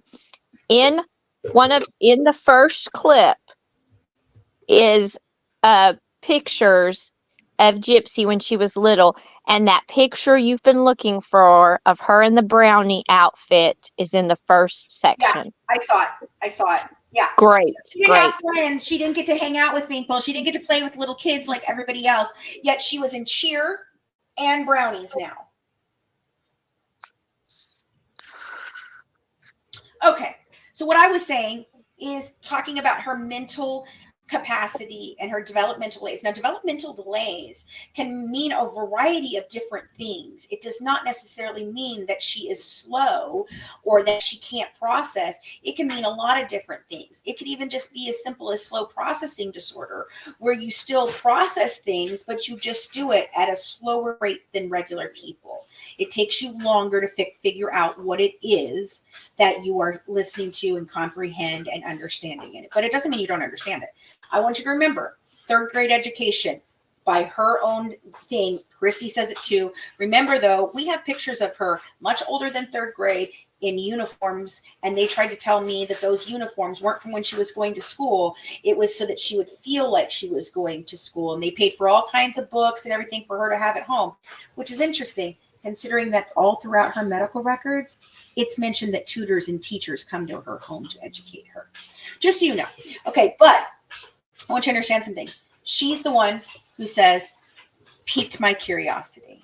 Then she doubles down, and then what word does she come up with? And I mean, this is a $10 fucking word. Dr. Phil didn't give her this word. Nobody else gave her this word. She comes up with microcephaly. And then he didn't. Not only did she know what microcephaly, know the word, she knew exactly what microcephaly meant. But remember, guys, she never questioned her mom on anything. But at 1 year old, sitting in that little basket, what could she identify? Her cranium, which is her head, skull, and phalanges, which is your fingers. At 1 year old. That's a smart baby. Trying to tell me that Dee Dee never gave her any education, never taught her, never gave her schooling, but she knows that at 1 year old, she's teaching her her cranium, her phalanges. She says, my mom always used the clinical terms with me, which means you had to understand those clinical terms when she used them. I think she was very well versed in medical terminology. She spent so much time around adults and doctors. She learned to read by her own words with Harry Potter. That's a hard as hell book to read. Mm-hmm. That's not a beginner's ABC book, okay? What is she posting? She is posting the Nicole Brown Simpson show on her TikTok? Who?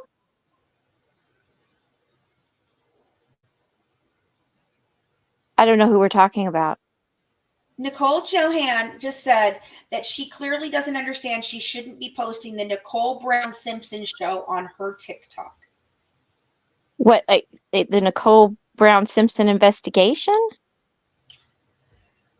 Are we talking about Gypsy on TikTok? Mm-hmm. Yeah. Mm-hmm. Mm-hmm. Oh, Jesus. Well, because she wants to work with Kim Kardashian, don't you know, on helping people who were wrongfully convicted. So what, she's trying to kiss Chris's butt because that was Chris's best friend? Kim. She's trying to get to Kim.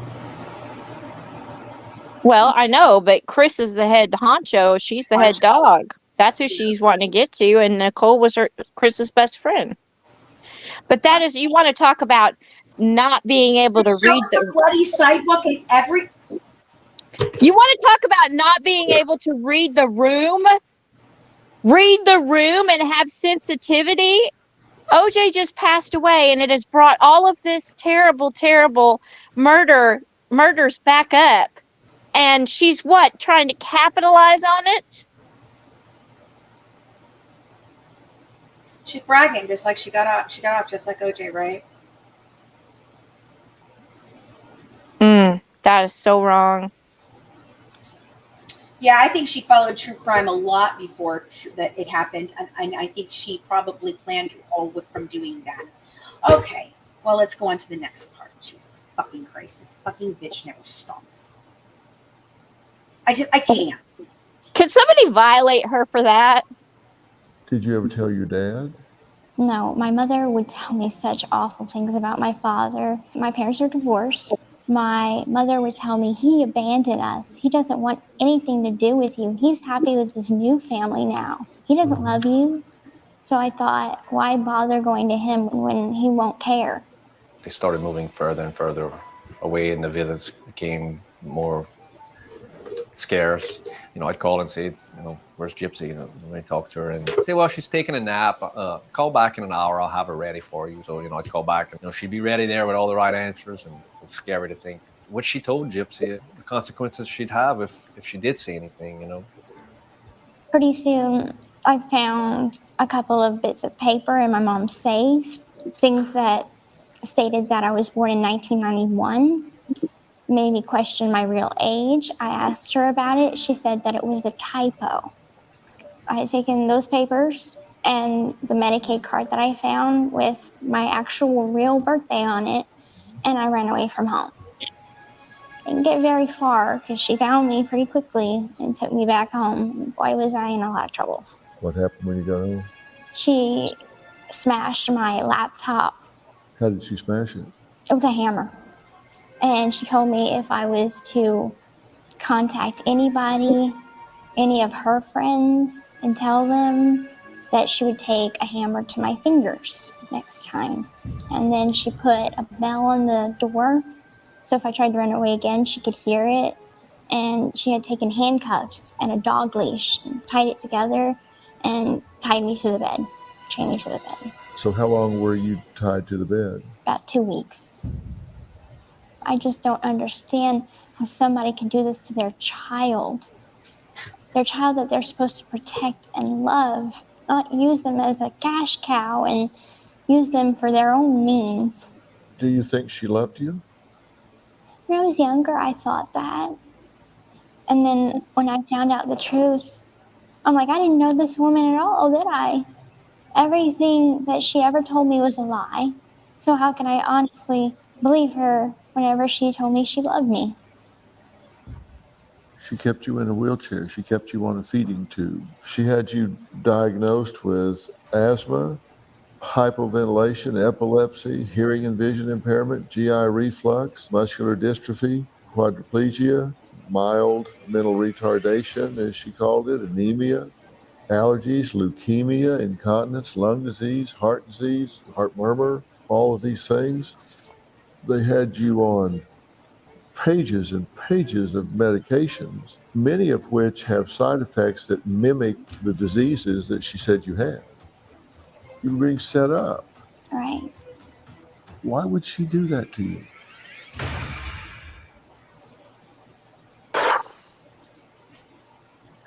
Okay, let me tell you something. You got a kid that's paralyzed, you don't put him in a pool floaty in a pool of water. Did you see that? Yes. I thought, oh, hell no. And then we also see the pictures of her older, the ones that you had just talked about, with her and Rod and Dee Dee, and she's walking around. Oh, hang on, we're Not unavailable again.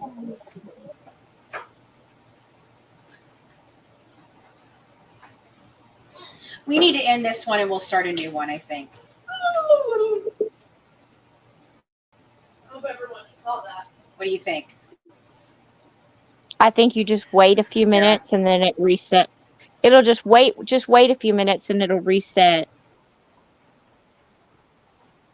The Good Wives on Twitch is Good Wives Net.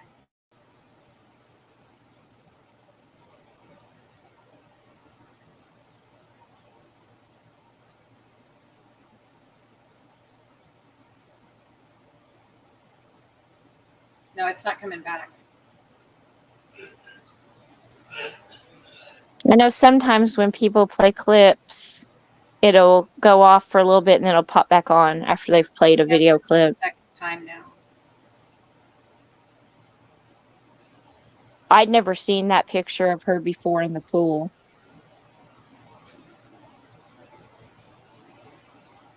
All right, I'm going to end this and we'll start over. Just a second, guys. I have an idea. Let me see what I can do here. Let me see here. You guys sit tight for 1 minute. All right, I'm going to do something real quick. If you guys could help me out, let's do this. Let's see if this will work. My channels. Here we go. My channels. I should be able to go live now. Hold on. I'm trying. Let's see here.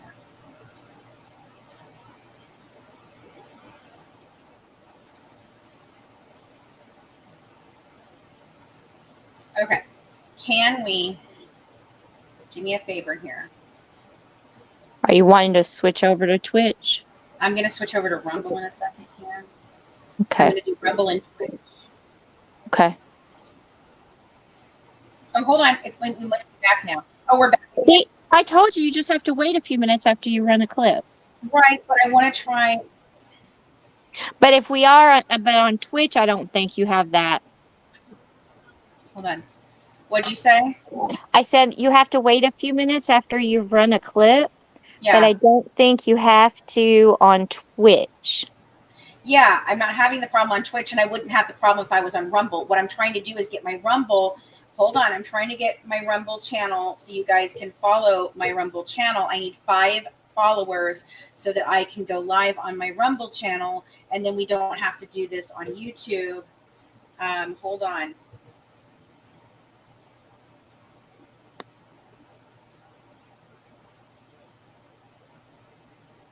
Okay, can you guys at least go over onto Rumble and please subscribe to the Rumble?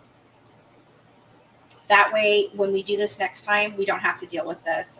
If we play clips, we'll always do it with Rumble and Twitch running at the same time. That way, we don't get shut down. And the live stays up on Rumble. It does not stay up on Twitch. That's the problem. But it's okay. We're back on here, so we'll just keep going. But I don't know how many more. I don't think we can play any more of the clips.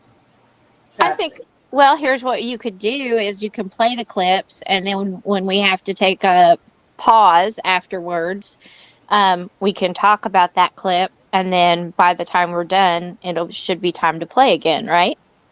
yeah, but when they can't hear us. Okay, so when it goes stream unavailable, you guys can't hear us, right?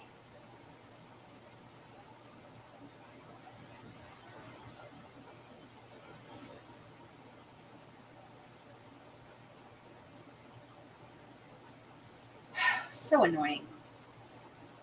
Okay, so you guys can't hear us. So they can't hear us once it goes down. They can't hear us, and there's like 10 minutes.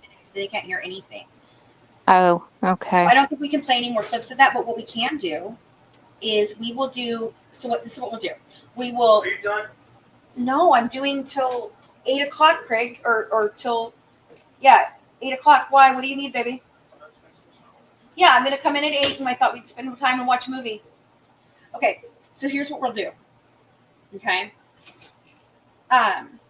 So we can't play more of the Dr. Phil right now, but what we can do is set up a time to do that tomorrow on Rumble and Twitch. We'll do it live on Rumble and Twitch. And then right now what we can do is I know something we can play that nobody's heard, and well, that you guys haven't all heard, and I won't get any copyright violations because it's fine. I can play my exclusive interview with the jailer. Would you guys like to do that? Yeah, that would be great. Okay. Let me do that. Let me pull it up. Because I think it's this, we're catching in our lies here, but I want to hear, this was really important, this interview. I scored this interview. I want to tell you how I got this interview. So this interview happened during the period of time when the height of the Natasha shit was going on. Okay.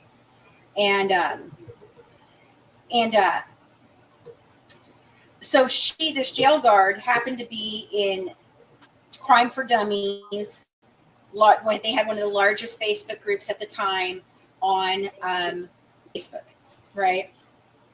And she was seeing everything that was going on, and she popped up and said, "Hey, I was the first responder, and I was a jail guard, blah, blah, blah, blah, blah." And I jumped all over that shit. I was like, "Hey, we want to talk to you. Definitely want to talk to you." And Rumble, I'm also on Good Wives Net, but I just dropped Rumble up in the chat here of how to go to Rumble. One more time, I'll do it right here. But so she was not fond of Natasha. And so she was not fond of Gypsy Rose either. And so she knew giving me that exclusive when I asked her was going to be a fucking bombshell. And she wanted to really just stick it to her. She was like, "Yeah, I really want to talk about it. Yes, you can have my interview." Now, did she say that Gypsy get her fired? Tried to. You'll hear it all from her. You'll hear it from her mouth right now. So let me go ahead and put this on. Guys, if you guys want to grab your popcorn, your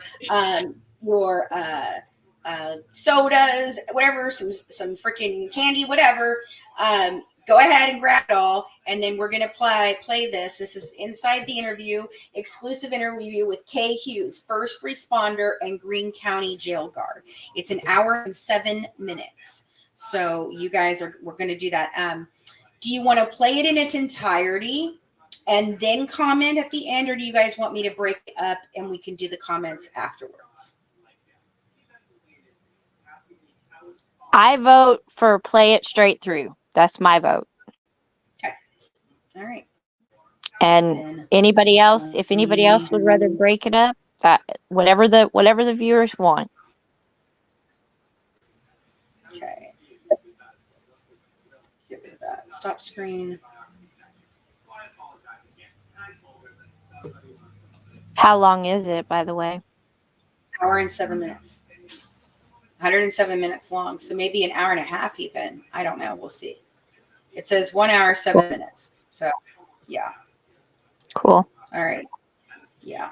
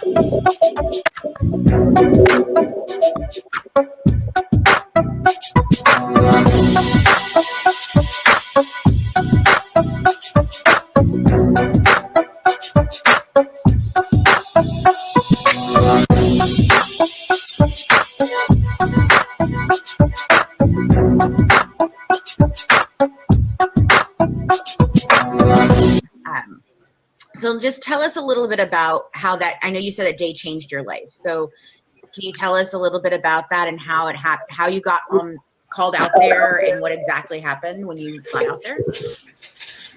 I wasn't even supposed to have been working that day, but he's got lucky you. Yeah, I was actually in training on patrol at the time. Okay. And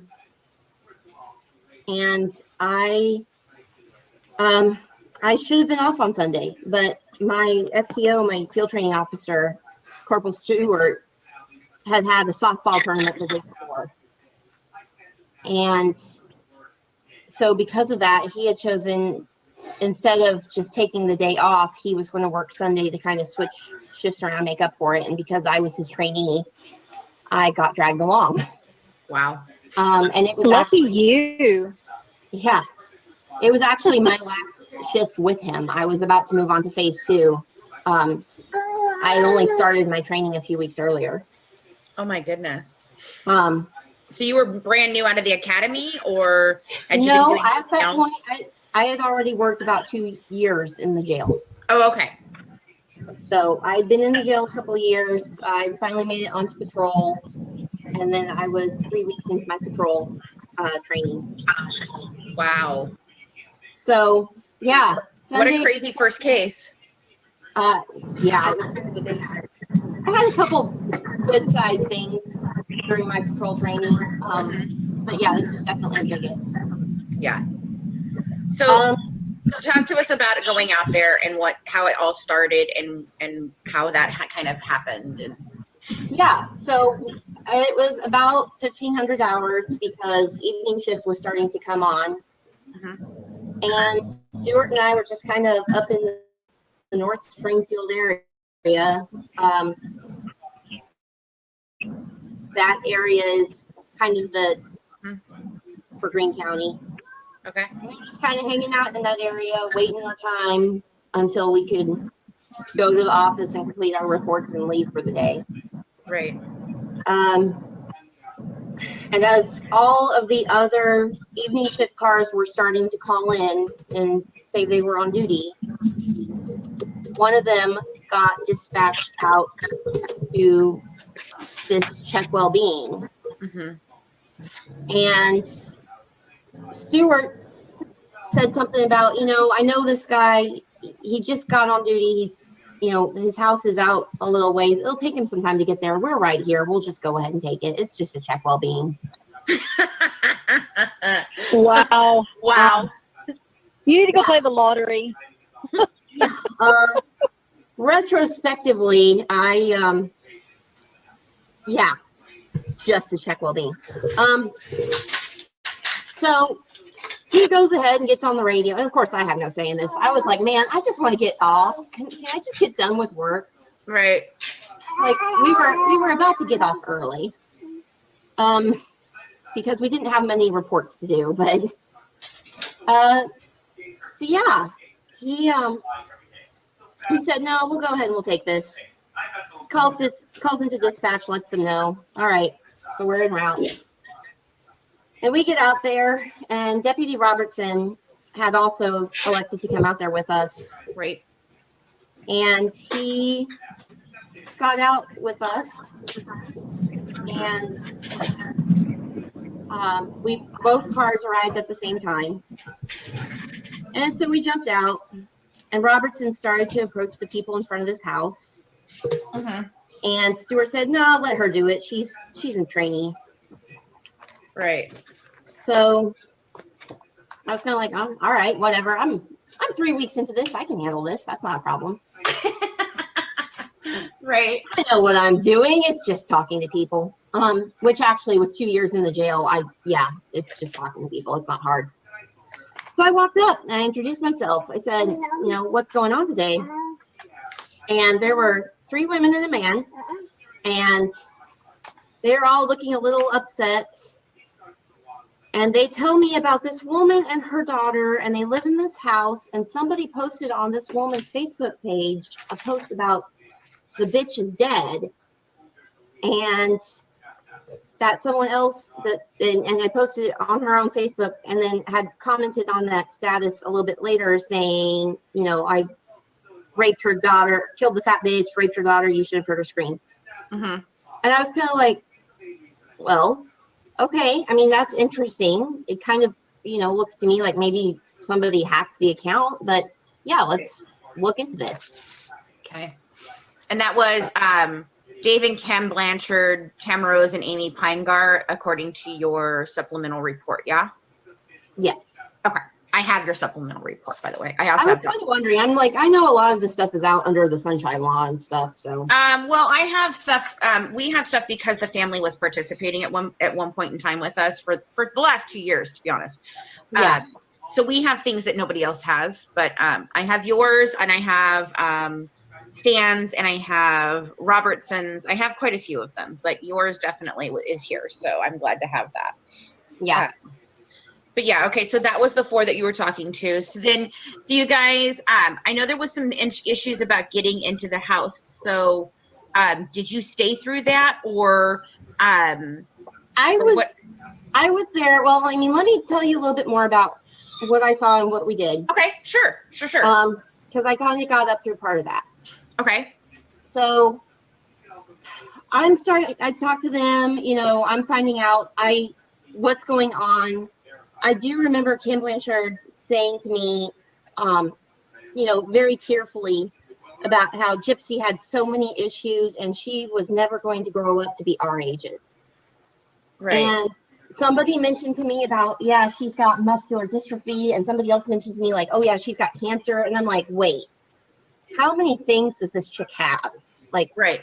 What is going on here? This sounds kind of crazy. So, and my daughter is not nasty. That's fine. She's fine. Stuart and I started trying to look through the windows, just because, clearly we knock on the door, there's no answer. The car is still in the driveway. So we're walking around the house. We're trying to find out, like, if we can see anything through any of the windows. And the windows all have, like, this faux stained glass stuff on them. Right. So you can't see in at all. Interesting.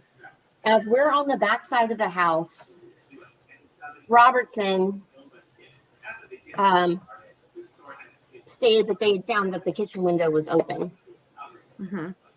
And it wound up, Corporal Stewart said we were not going to go in there because legally it would be kind of a gray area.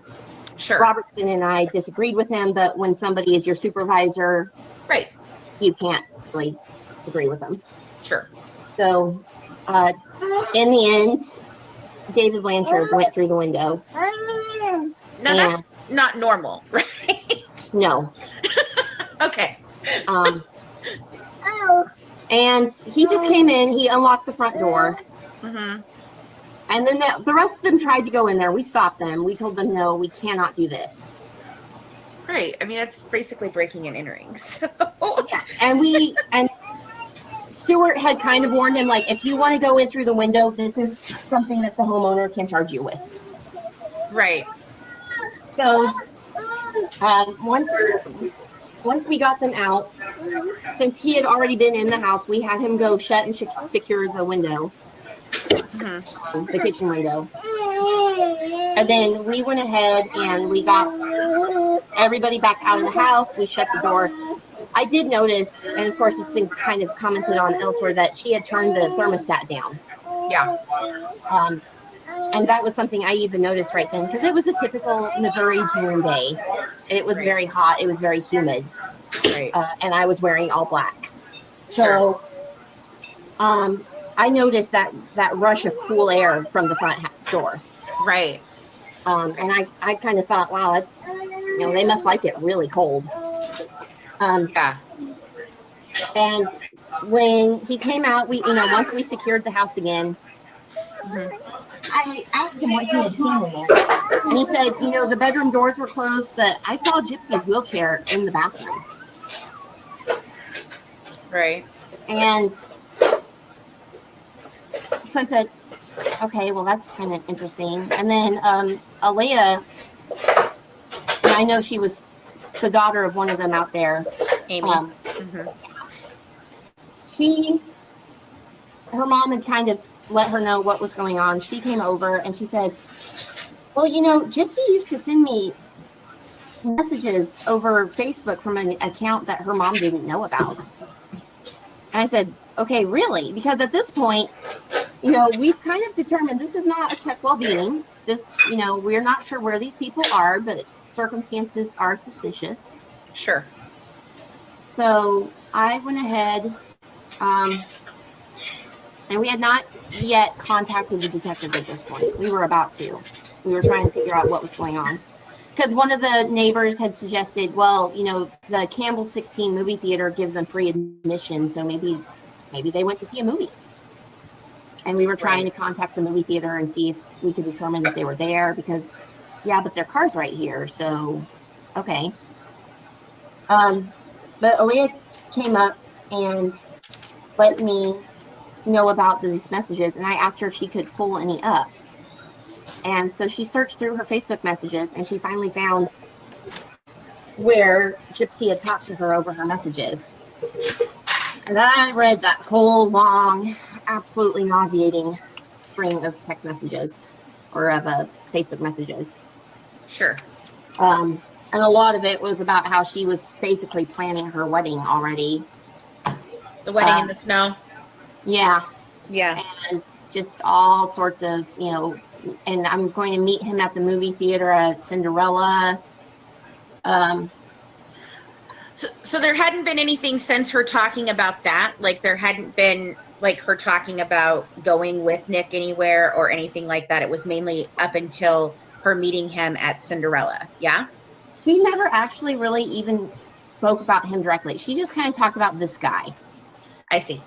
And so it wasn't, there was the only way I was able, and I was actually the first one to be able to connect him to this case, because at one point in the messages, she talks about if they have children in the future, they're going to name their daughter Bella, and their son will be Nicholas Godejohn Jr. Right. And I was kind of like, oh, okay. And then I remember talking on, I don't remember which detective was on call, because we had decided at that point, yeah, we need to escalate this to CID.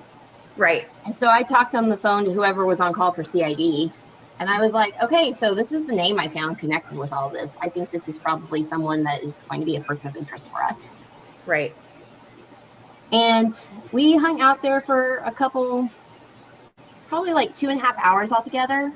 Okay. I mainly just remember, like I said, I wore all black. I wore multiple layers, including a bullet-resistant vest. Right. So and my water bottle was empty. So by the end of it, I was pretty miserable and ready to be done. And so as soon as we could hand the scene off to other people, I was all for it. And I actually didn't even go back to the office to type my report. I basically told Stuart, I'm not typing this until I get a shower, so I'll just do it at home. You'll see it in there tonight. Right. Which I have his. And so I went ahead and, went home. Just for the heck of it, I Googled the name Nicholas Godejohn and found where he'd been charged in Wisconsin for watching porn in a McDonald's. Right. Rape porn at that. So, I mean, I was kind of like, okay, well, this is just a really weird case. Yeah. Of course, I had a lot of friends working patrol and working in the jail, and I went down to Branson the next day with a friend.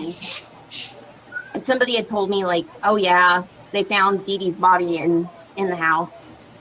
I was kind of sorry to have missed out on it, because I'm like, man, I kind of would have liked to have worked the murder scene. Right. That would have been interesting. Did you find it odd that David didn't find it when he walked through? No, because he said the bedroom doors were closed. The bedroom doors were closed. Okay. Okay, because we've not heard that before as the explanation why. So he... Hey. Hold on. Can you guys hear me? Sarah, can you hear me? Sarah. Hey, Sarah. sorry. Hey, I'm here. Sorry, I had my mic off because I didn't want to cause any background noise. Appeal approved. Yay! Thank you to the TikTok gods. Let's go. I'm going to go back on here and we're going to play this. We've already got 15 minutes played, but they can come. They'll be happy to get the rest of it. So let's go. Let me go back on TikTok. Fucking so stupid. So you want me to go ahead and leave now? No, and if you want to leave here and go over there, you can, but you can also be over here. It just depends on what you want to do. I don't care. Okay, I can just stay here. Like I said, I usually like being on TikTok just because I can see the comments and interact. Go over there so that way we can, because I don't pay attention to it as much as you do when we're over there. Yeah, because I have to unblock all these comments every 5 seconds. Right. And so let's do that. Hold on, I'm trying to set myself back up. Will we be able to hear this on TikTok? Yeah, we'll be able to hear it on TikTok. I will do it like this so you guys can hear it. Because you can't see anything anyway. There's nothing to see, so you just need to be close enough to have the audio on. So that'll be fine. Okay. I think now that I see how this interview is set up, originally I had voted, let's just play the whole thing. But I think now instead we should just go halfway through and stop and talk. Sure. Because, so, you know what, guys? You guys can we just start it over? I'm sorry, guys. I know that you guys have already heard it, but can we start it over so TikTok can hear the whole thing? I think we need to. And we're only 15 minutes in. Is that okay with everybody? Okay, that's what we're going to do. All right, so let me go live over here. Let everybody know that we're back. Okay, so I will leave. I will leave here and go to TikTok. Guys, I'm Fancy, and you're watching the Good Wives Network, and I won my appeal because I'm live again. Ha. Sorry. That's what happens when nobody's bullying or harassing anyone and actually showing facts and evidence. We have something special for you guys. We were originally showing the Dr. Phil interview that back in the day that Gypsy did, and we were kind of calling out the lies, the different things, and so we want to make sure that we are accurately reporting this, but we decided to do something completely different because we kept getting, shut down because of copyright infringement. And that's okay. That's a legitimate reason for us to be shut down. That's not, that was legitimately, we were playing that and it's a copyright thing. So they can do that. And I understand it. But, I wanted to do something different because we couldn't seem to get through all of those. We can do them here one night. We can play them on here because TikTok doesn't seem to give us the bans like YouTube does when we're playing content for people. But we're also going to be doing Twitch and Rumble and, other things coming up for you guys in different platforms. But guess what we're working on right now? This is what we're listening tonight. I am going to play the interview that I and Brandy did with Kay Hughes. She was one of the first responders, and she also ended up being the Greene County Sheriff's jail guard on the ward that Gypsy was on. So she's got a lot to say. She's not very fond of Gypsy.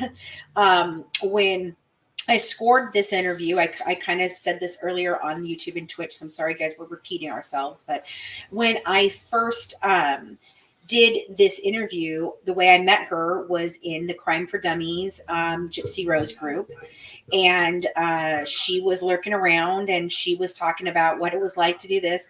And at the time, it was height of Natasha and my drama. She wasn't fond of Natasha. She wouldn't give her an interview. And she wasn't very fond of Gypsy. And since Gypsy had publicly just come out and said that she did not like me very much, I got this interview. You can't hear me? No, nobody can hear me. Sarah's not talking. I was talking. Oh, I couldn't hear you. Talking. Oh, could they hear me? Now you can.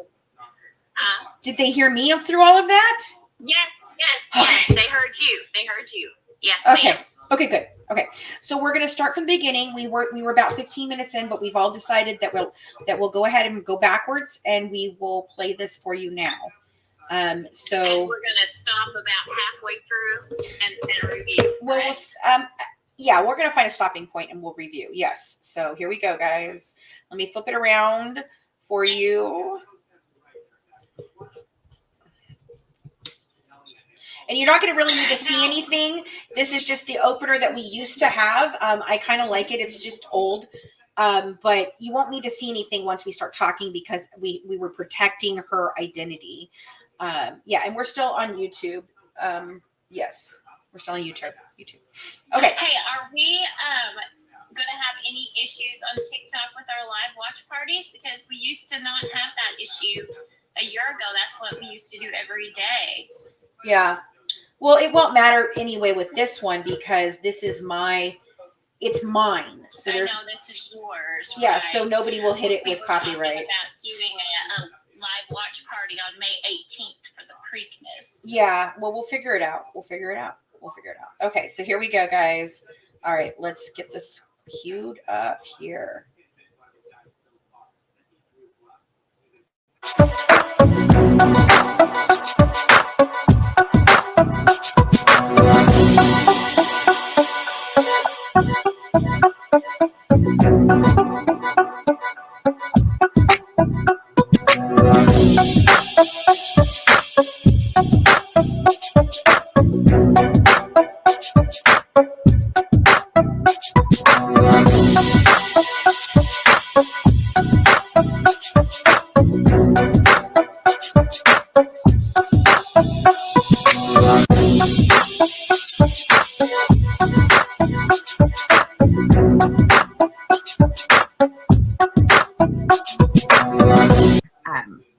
So just tell us a little bit about how that, I know you said that day changed your life. So can you tell us a little bit about that and how it happened, how you got called out there and what exactly happened when you got out there?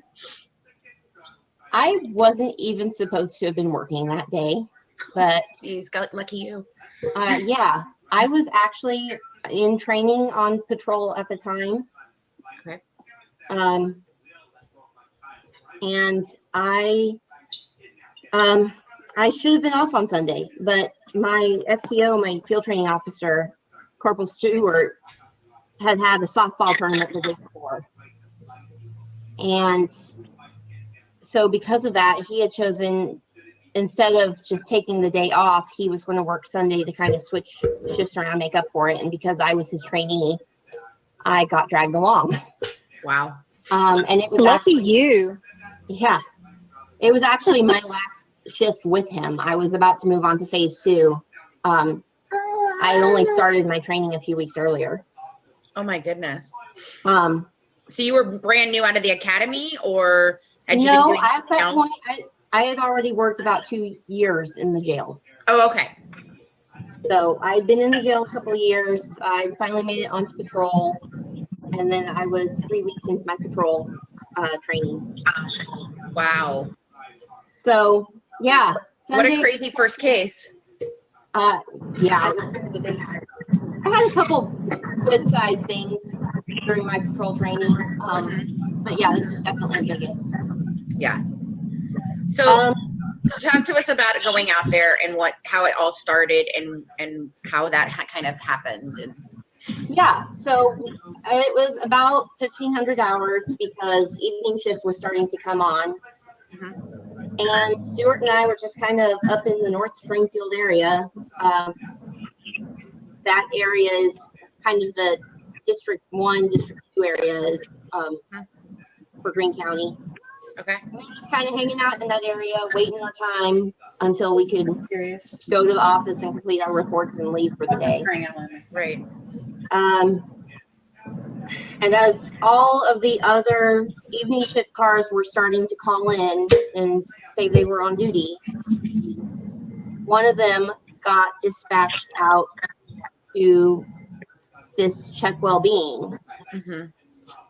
And Stuart said something about, I know this guy, he just got on duty. He's, his house is out a little ways. It'll take him some time to get there. We're right here. We'll just go ahead and take it. It's just a check well-being.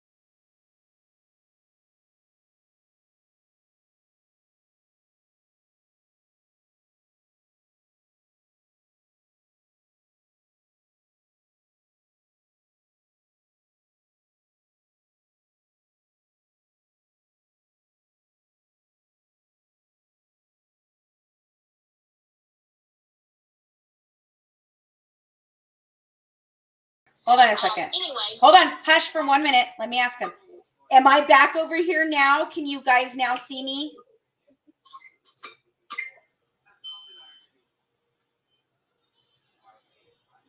Are you guys able to see me now?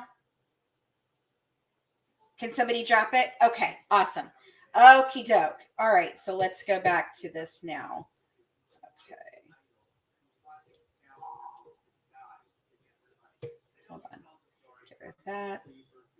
All right, I'm trying to simplify it so it'll be very easy for me to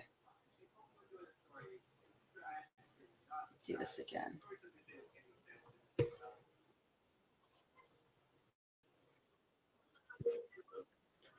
Hold on. Okay. So basically, here we go. All right. So basically where we're at, she's getting a welfare call. That's all that's happening. You know, she's getting this welfare check. They get called in. They weren't even supposed to be doing that at that time. They were ready to go off their shift. And they're like, well, it's just a welfare check. We'll just do it real quick. Wow. That didn't go as planned for her. So hold on. Let me present this. I swear to you, I've got to figure out why that thing won't go away.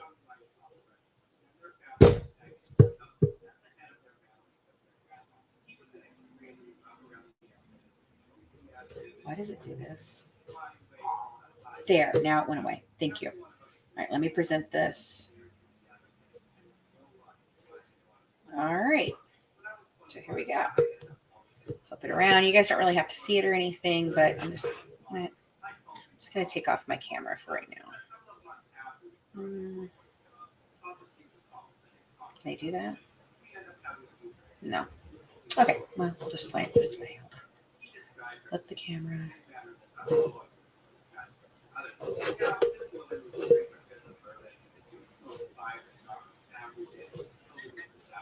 And we get out there, and Deputy Robertson had also elected to come out there with us. Great. And he got out with us, and we both cars arrived at the same time. And so we jumped out, and Robertson started to approach the people in front of this house.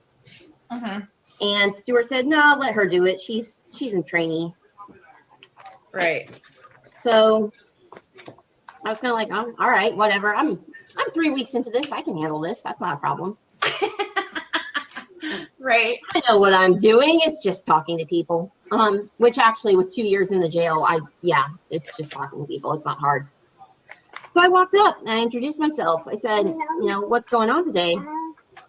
And there were 3 women and a man, and they're all looking a little upset. And they tell me about this woman and her daughter, and they live in this house, and somebody posted on this woman's Facebook page a post about the bitch is dead, and that someone else and I posted it on her own Facebook, and then had commented on that status a little bit later saying, I raped her daughter, killed the fat bitch, raped her daughter, you should have heard her scream. And I was kind of like, well, okay. I mean, that's interesting. It kind of, looks to me like maybe somebody hacked the account, but yeah, let's look into this. Okay. And that was Dave and Kim Blanchard, Tamara Rose, and Amy Pinegar, according to your supplemental report, yeah? Yes. Okay. I have your supplemental report, by the way. I also was kind of wondering. I'm like, I know a lot of this stuff is out under the Sunshine Law and stuff. So, well, I have stuff. We have stuff because the family was participating at one point in time with us for the last 2 years, to be honest. Yeah. So we have things that nobody else has, but I have yours, and I have Stan's, and I have Robertson's. I have quite a few of them, but yours definitely is here. So I'm glad to have that. Yeah.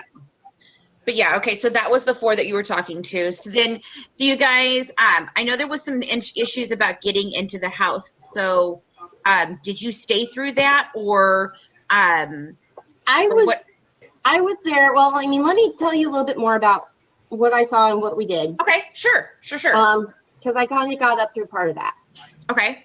So I talked to them, I'm finding out what's going on. I do remember Kim Blanchard saying to me, very tearfully about how Gypsy had so many issues and she was never going to grow up to be our age. Right. And somebody mentioned to me about, she's got muscular dystrophy, and somebody else mentioned to me like, oh yeah, she's got cancer. And I'm like, wait, how many things does this chick have? Like, right. What is going on here? This sounds kind of crazy. So,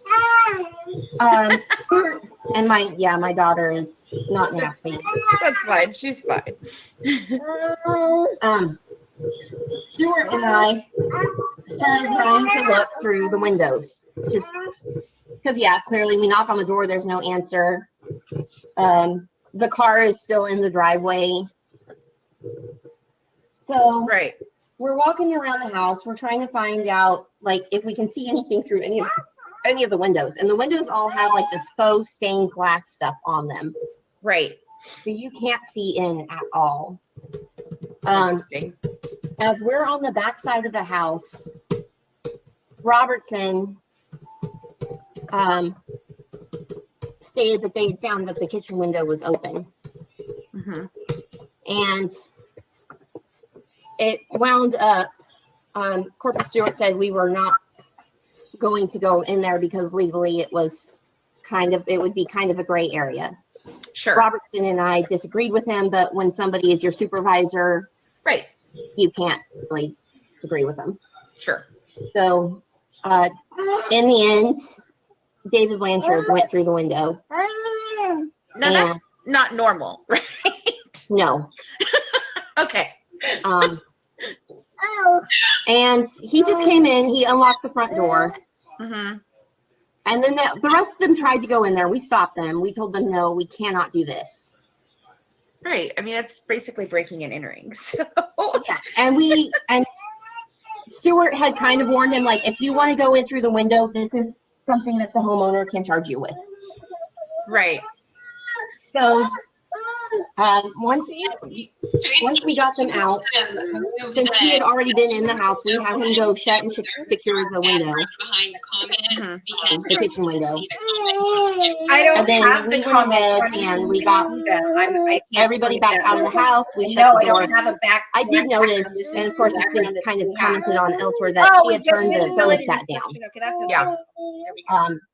And that was something I even noticed right then, because it was a typical Missouri June day. It was very hot. It was very humid. Right. And I was wearing all black. So, I noticed that rush of cool air from the front door. Right. And I kind of thought, wow, it's, they must like it really cold. Yeah. And when he came out, once we secured the house again, I asked him what he had seen in there. And he said, the bedroom doors were closed, but I saw Gypsy's wheelchair in the bathroom.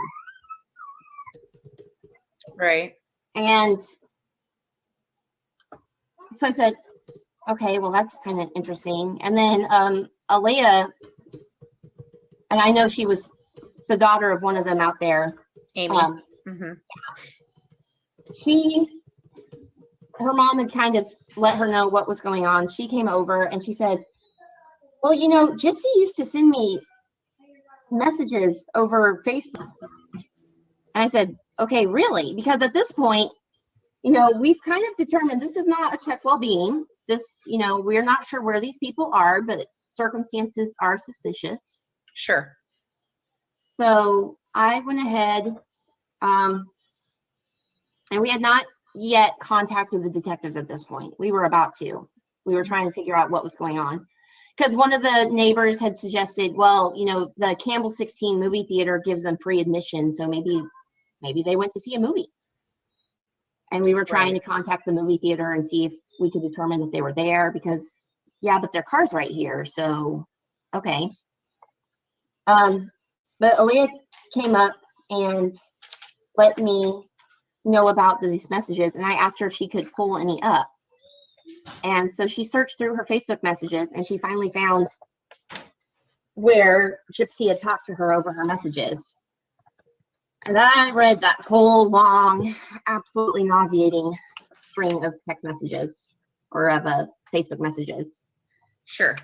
And a lot of it was about how she was basically planning her wedding already. The wedding in the snow. Yeah. Yeah. And just all sorts of, and I'm going to meet him at the movie theater at Cinderella. So there hadn't been anything since her talking about that. Like there hadn't been like her talking about going with Nick anywhere or anything like that. It was mainly up until her meeting him at Cinderella. Yeah. She never actually really even spoke about him directly. She just kind of talked about this guy. I see. And so it wasn't, there was the only way I was able, and I was actually the first one to be able to connect him to this case, because at one point in the messages, she talks about if they have children in the future, they're going to name their daughter Bella, and their son will be Nicholas Godejohn Jr. Right. And I was kind of like, oh, okay. And then I remember talking on, I don't remember which detective was on call, because we had decided at that point, yeah, we need to escalate this to CID. Right. And so I talked on the phone to whoever was on call for CID. And I was like, okay, so this is the name I found connected with all this. I think this is probably someone that is going to be a person of interest for us. Right. And we hung out there for a couple, probably like 2.5 hours altogether. Okay. I mainly just remember, like I said, I wore all black. I wore multiple layers, including a bullet resistant vest. Right. So and my water bottle was empty. So by the end of it, I was pretty miserable and ready to be done. And so as soon as we could hand the scene off to other people, I was all for it. And I actually didn't even go back to the office to type my report. I basically told Stuart, I'm not typing this until I get a shower. So I'll just do it at home. You'll see it in there tonight. Right. Which I have his as well. So. And so I went ahead and, went home. Just for the heck of it, I Googled the name Nicholas Godejohn and found where he'd been charged in Wisconsin for watching porn in a McDonald's. Right. Rape porn at that. So, I mean, I was kind of like, okay, well, this is just a really weird case. Yeah. Of course, I had a lot of friends working patrol and working in the jail. And I went down to Branson the next day with a friend. And somebody had told me, like, oh, yeah, they found Dee Dee's body in the house. I was kind of sorry to have missed out on it because I'm like, man, I kind of would have liked to have worked the murder scene. Right. That would have been interesting. Did you find it odd that David didn't find it when he walked through? No, because he said the bedroom doors were closed. The bedroom doors were closed. Okay. Okay. Because we've not heard that before as the explanation why. So he didn't look in. He didn't look inside. Okay, that makes sense. Yeah. The bedroom doors were closed. The only door that was open was the door to the bathroom, and that's why he would notice her wheelchair. Her wheelchair in there. Right. But there's like 5 wheelchairs. Well, and yeah, I mean, I figured, this is entirely possible because I've worked with disabled people before, and I'm like, a lot of them have backups. So yeah. But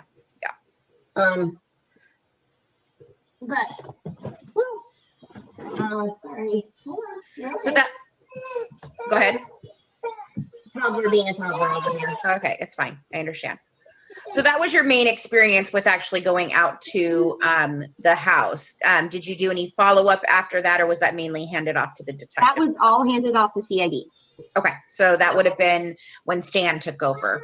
And when Detective Hancock and Mahoney were the ones that went up to Wisconsin, I believe. Okay. So that's our first 16 minutes of that. What do you guys think so far? Questions, comments? When we go back, could you put the screen could you put the phone to show on the screen so we can, everyone was complaining about not being able to see the comments. I'm not changing it. I don't have any other way. If I put it on the other side, then they won't be able to hear the volume. You don't need to see the comments. You don't see the comments normally. They're just, I'll make sure that the comments come up there, but I don't have a way to change it to a black background, and I don't have a way to move it around. This is where you're at. I'm sorry. That's just the way it's going to be. There's nothing you guys need to see streaming on the freaking side. The main thing is this jail guard, and I'm saying that nobody in TikTok I don't understand. TikTok comments. TikTok comments? What are you talking about? TikTok comments? I'm in TikTok, okay? Yeah, and but we can't see the comments that we're making to each other and about the video because they're white and they were on that white background. So people were complaining, and I was just asking if we could just please put it against something darker. I don't know what you want me to do. I really don't. I have a screen. You're looking at the screen. I really don't know what else to do.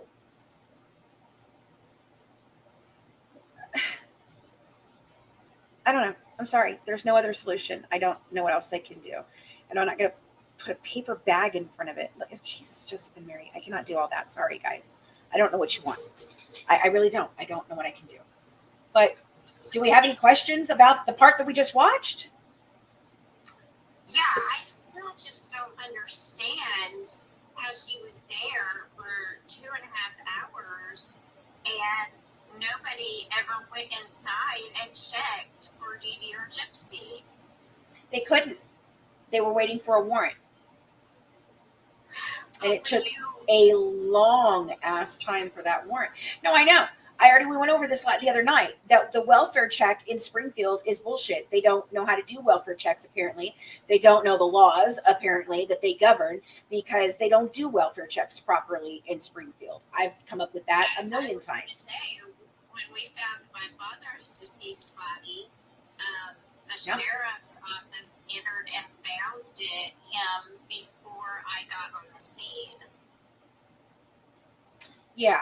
Well, here's what happened with this. Like I said, my friend called in a welfare check while we were down there on a missing child who was suspected to have been taken out of the country.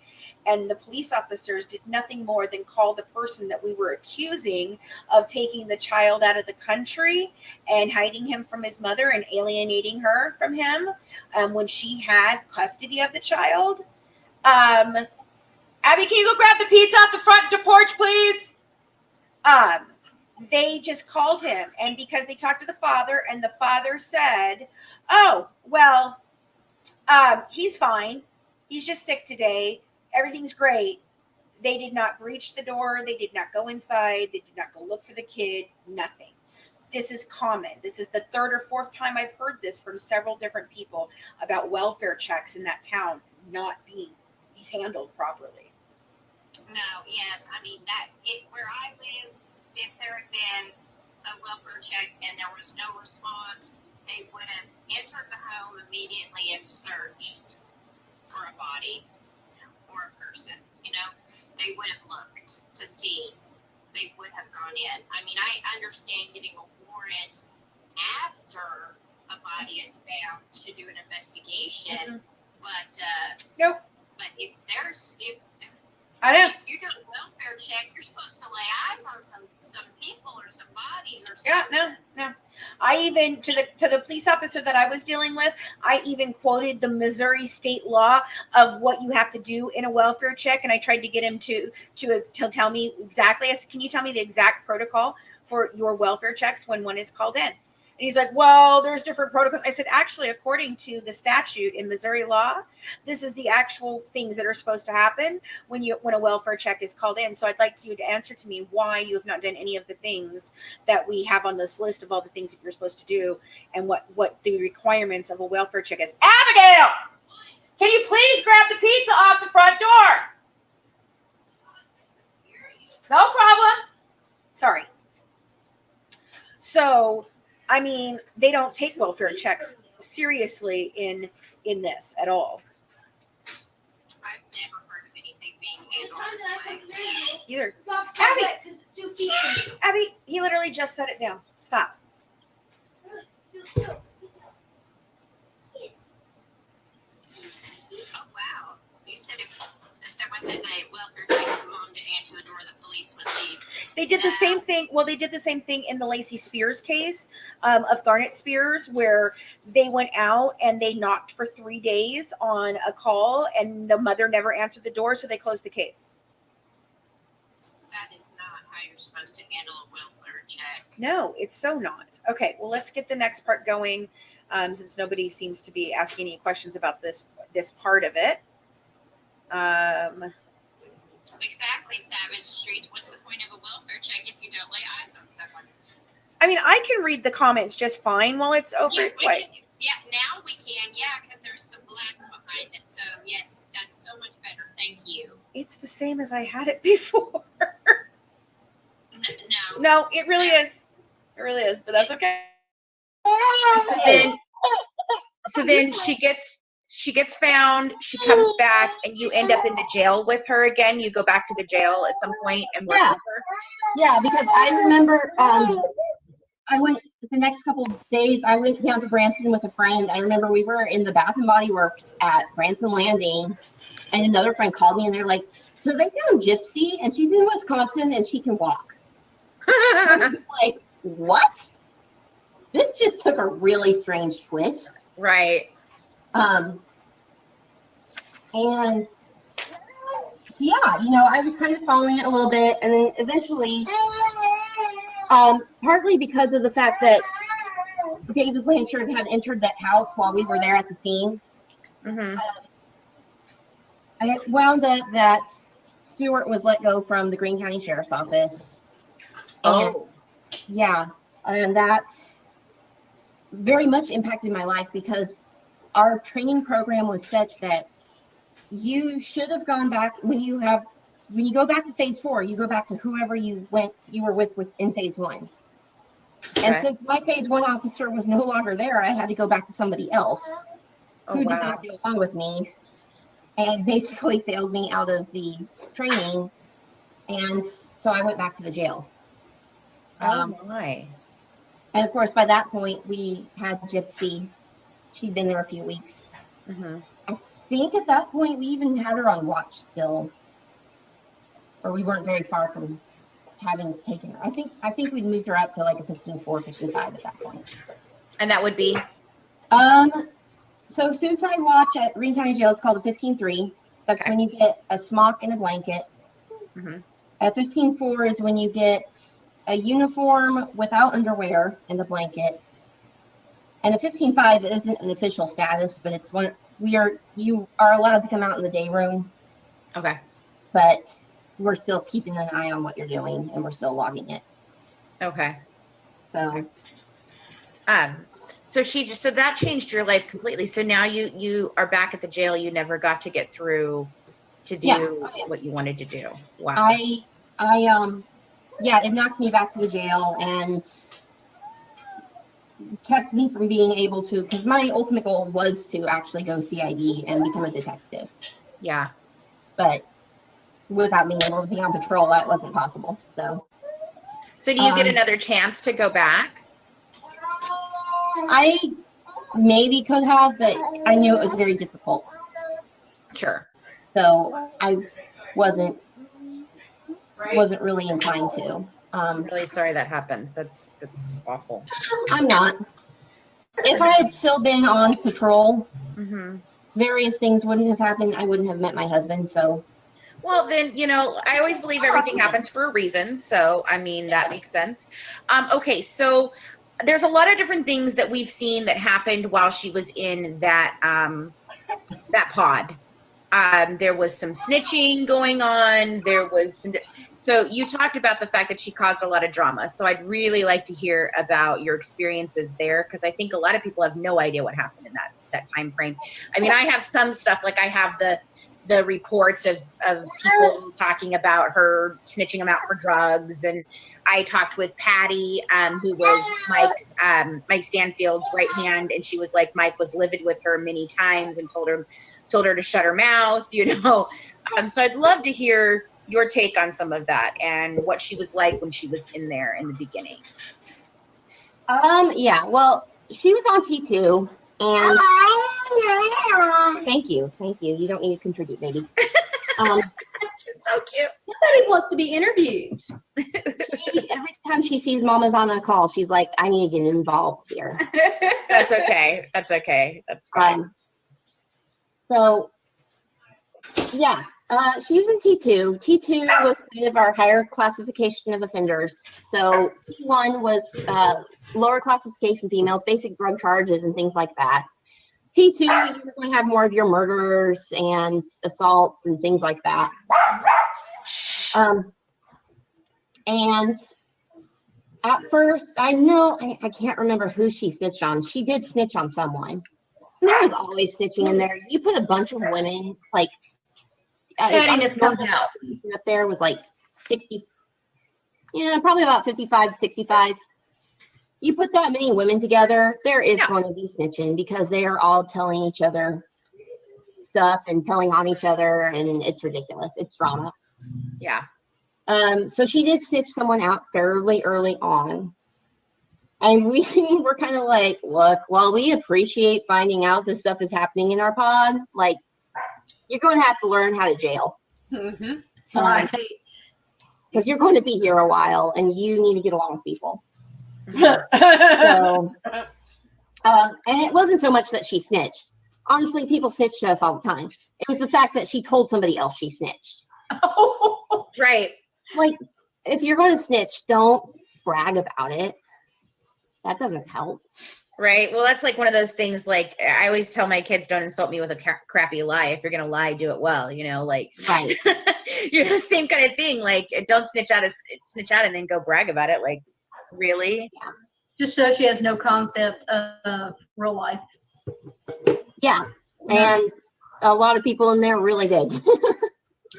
Yeah. So that, and I mean, all of this stuff about her being very sexual, we had a problem with that in jail. We had to be careful with her, with who she was celled with, because we did have problems. I mean, we heard the rumors about, so-and-so and so-and-so are lovers, and that was fairly common. There were a lot of people that did the whole gay for the stay thing. And she was one that we realized, like, yeah, we kind of have to, between her high profile and just her behavior, we had to be super careful about how we kept her in the cells. So was she showing sexual signs in the pod? Not openly in the pod. Uh-huh. But I mean, they were all pretty good. Hey, Sadie, off of there. Sorry, I have to yell at the dog. It's okay. Anyway, no, they would go to the recreation yard up on T5, and it's an enclosed yard with kind of a ventilated side. Mm-hmm. So it's what passes for fresh air in the jail there. Right. And we would hear reports about, and at the time our camera coverage on T5 wasn't as good as it was later, but we would hear reports about stuff that she was doing in the stairwells. Because like I said, people snitched on each other all the time. But she tried to do stuff in the stairwells. She'd do stuff up in the rec yard. We did have problems up in the rec yard because Godejohn was in the T5 pod. Right. And went to the rec yard almost every day. And even though we searched people before and after we sent them from the rec yard where you were supposed to, we found out that they were passing notes to each other up there. Yeah, I heard about that. Like, there was something about her writing on a wall at one point in time. So do you think these things involved him, or it was because there was no contact between the two of them at the same time, right? There was no direct contact involved. In fact, we were always kind of careful about if we had to send one out, where is the other one currently at? So, and just in general, it's a standing rule of the jail. Males and females were not supposed to be speaking to one another. Sure. Not to mention co-conspirators. So right. Wow. So you guys did have them passing notes back and forth between each other. And from what I remember, I believe he was the one that initiated that. Mm-hmm. But there was definitely, I mean, she was reciprocating. She was going right with it. Now, do you think, did you see like a still like a lovingness towards him, or did you see maybe a shift in that, or at first it seemed like she still kind of cared somewhat, but I definitely saw that shift in the end. But honestly, and I mean, I was used to seeing all sorts of people in the jail. She is one of the best manipulators I have ever seen. Really? Tell us why you think that. I'm going to stop it right there. So, let's chat and review here. Did Sarah leave? Sarah, where did you go? Where's Sarah?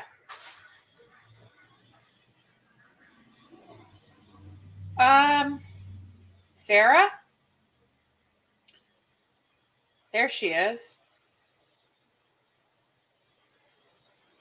When did you get booted? I just got kicked out. I don't know why I got kicked out of the box, but I listened to everything. I heard everything. Okay, good. Because I was like, I started to talk to you and I was like, where the hell is she? No, I did. I got kicked out, so I couldn't tell you, hey, I'm kicked out. Right. I heard everything. And I'm glad I heard that part about the notes because there is a girl that I had told you about that was it that I'm wanting to interview. Yeah. Who was I heard. in the county jail with her for like a week. And she was talking about them passing notes out in the rec yard, leaving notes for each other. Yes. She did say that Gypsy did like write on the concrete wall out in the rec yard a message for Nick. Okay. And she said that, anytime his pod would go by, Yeah. because apparently they're like 2 stories and they're on a grid, like a stairwell that they can see down through. Uh-huh. And anytime she thought she might get a chance to get a glimpse at him, she would be like, is Nick there? Blah, blah, blah, blah, blah. And she would like run out and try to be seen by him. But I think that wasn't because she wanted to have a relationship with him anymore. I think that was because she wanted to make sure she was keeping him on track and he wasn't going to tell something that she didn't want to tell. Well, this was at the very, very beginning. Right, so she keeps on. Still kind of. I don't think she was. He thought she was, but she was stringing him along. If he thinks that she's still in love with him, she's still going to get him the best lawyer, and she's going to be there for him. And even if he goes to prison, she's gonna forever be his, right?